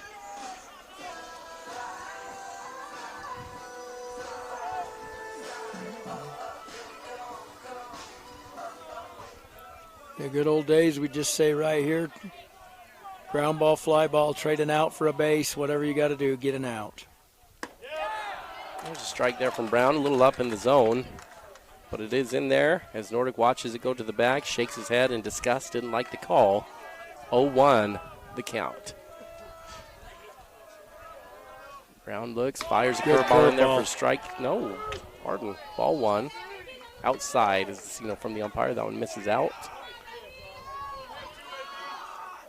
Trying to sweep that one from outside in, it looked like. Couldn't quite bring it back enough. 1-1 the count. Bottom of the 7th inning here at Pleasant Grove High School. Wasatch leading 8-3 over the Pleasant Grove Vikings. Brown hits him. Nordic will walk down to first base. And there's your second base runner of the inning here for the Vikings. Huntsman will step up to the plate. Ryder Huntsman 0 for 3 on the day. Taking a look at his spray chart. Ground ball to shortstop and then 2 fly balls to center field from Huntsman today. Ryder has home run power, but a home run right here still doesn't cost you. It doesn't cost you the ball game. Make it a 2-run game. It gives them life. You need a fly ball right here. That one up in the zone from Brown for ball 1. Got the first hitter down on strikes, but has struggled to find the zone since that time. Brown gets a ground ball to third, picked from Pinter. Pinter a race to third base, and he's there in time. Pinter gets the lead out, and there's 2 away. 8-3 the score. Runners on second and first after the fielder's choice. That's a good play from Pinter, but good hustle coming from second base from Wolfgram, who nearly beat Pinter to the bag. That's probably the play of the game so far, Coach. Here from we Pinter, come. stretching out to the left, snagging that ball. Henry strutting on in.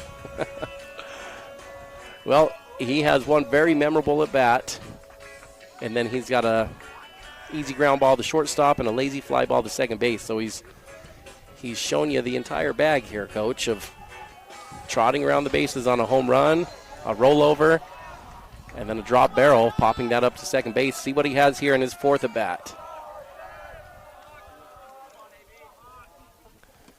There's a low ball for ball number 1.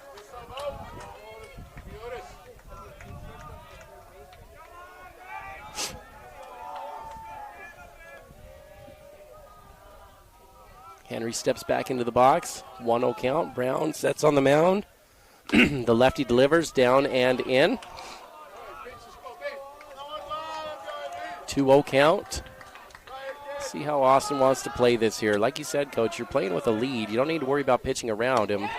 And he comes at him. Fastball in there for a strike from Henry, who looks to be taking all the way. Yeah. He seems to understand they need base runners. He was taken till he got a strike there. 2-1 count now. Brown sets, fires, rollover ground ball to third again. That's foul. That'll make the count 2-2. Just a nice little change of pace. Bringing a lefty in and a slower speed. Looks like it's made it difficult for Pleasant Grove to get on time. Yep, they're off their stride, which is a good move by Coach McCoy.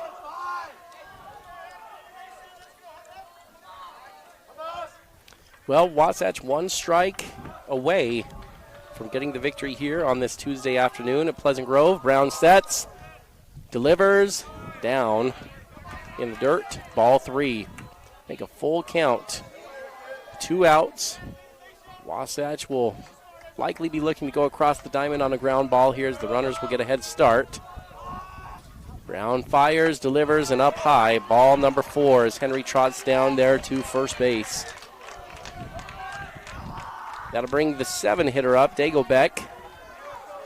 Walking up here to the plate. Dagobek 2 for 2 on the day.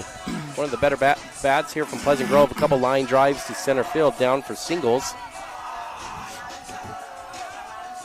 Even a long ball here, Coach, doesn't get Pleasant Grove over the hump quite yet. It would put them down 1 if they could find a way to a grand slam. Brown has other ideas as that one's in there for strike number 1. Fastball on the inside part of the plate from Austin. Dagobek from the right side. Looking as Brown starts his windup. Delivered for strike 2. Swing and a miss. Dagobek was going for the chicken there. He was going to hit that 400. Fastball running away from him, throw too. this curveball right in the dirt right here. Brown sets up 0-2. Looks to deliver. Goes down low. Swing and a miss. Strike 3. And Wasatch gets the win here at Pleasant Grove. Austin Brown strikes out Dagobek.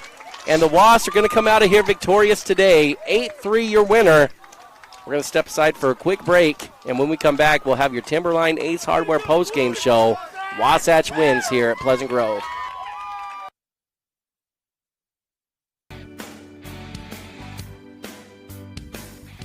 Teens report that parents are the #1 influence in their children's lives about decisions to not use alcohol, marijuana, or vape. Take a few minutes every day to talk to us about things we like to do. Ask about our hopes and dreams, concerns, and fears. This is a time when we need our parents' help the most. If we feel close to you, we are much more likely to listen. We need you to remind us to stay drug and alcohol free. Brought to you by Wasatch High School Thrive Club. A UCCU home equity line of credit puts your home's equity to work for you. Finish your basement or yard and raise your home's value. Pay off higher interest, help with college or weddings. It's peace of mind knowing that you have a low-rate line of credit ready for whatever, whenever. UCCU will also provide you with a home equity Visa card, giving you instant access to your equity. Learn more or start your application today at uccu.com or stop by any branch. UCCU. Love where you bank. 5, 4, 3, 2, 1. KTMP, Heber City, and live sports coverage with Ty and Ty. Wasatch wins here at Pleasant Grove High School, 8-3, the final score in 7 innings. That gives Pleasant Grove their 3rd loss on the year, losing to Riverton 6-2, Lone Peak 6-1, and now losing to Wasatch 8-3. An impressive showing from Wasatch here. And we'll go ahead and start our Timberline Ace Hardware show, post-game show, and get you caught up on all the action if you weren't able to be here with us. Both teams went scoreless in the first inning, but the second inning, the scoring got started, and it continued for several innings straight. Wasatch 1 run onto the board, but Pleasant Grove matched it, getting 1 run on the board in the bottom of the second. But in the third, Wasatch really capitalized on a lot of walks from Pleasant Grove. 9 walks on the day from the Pleasant Grove Vikings.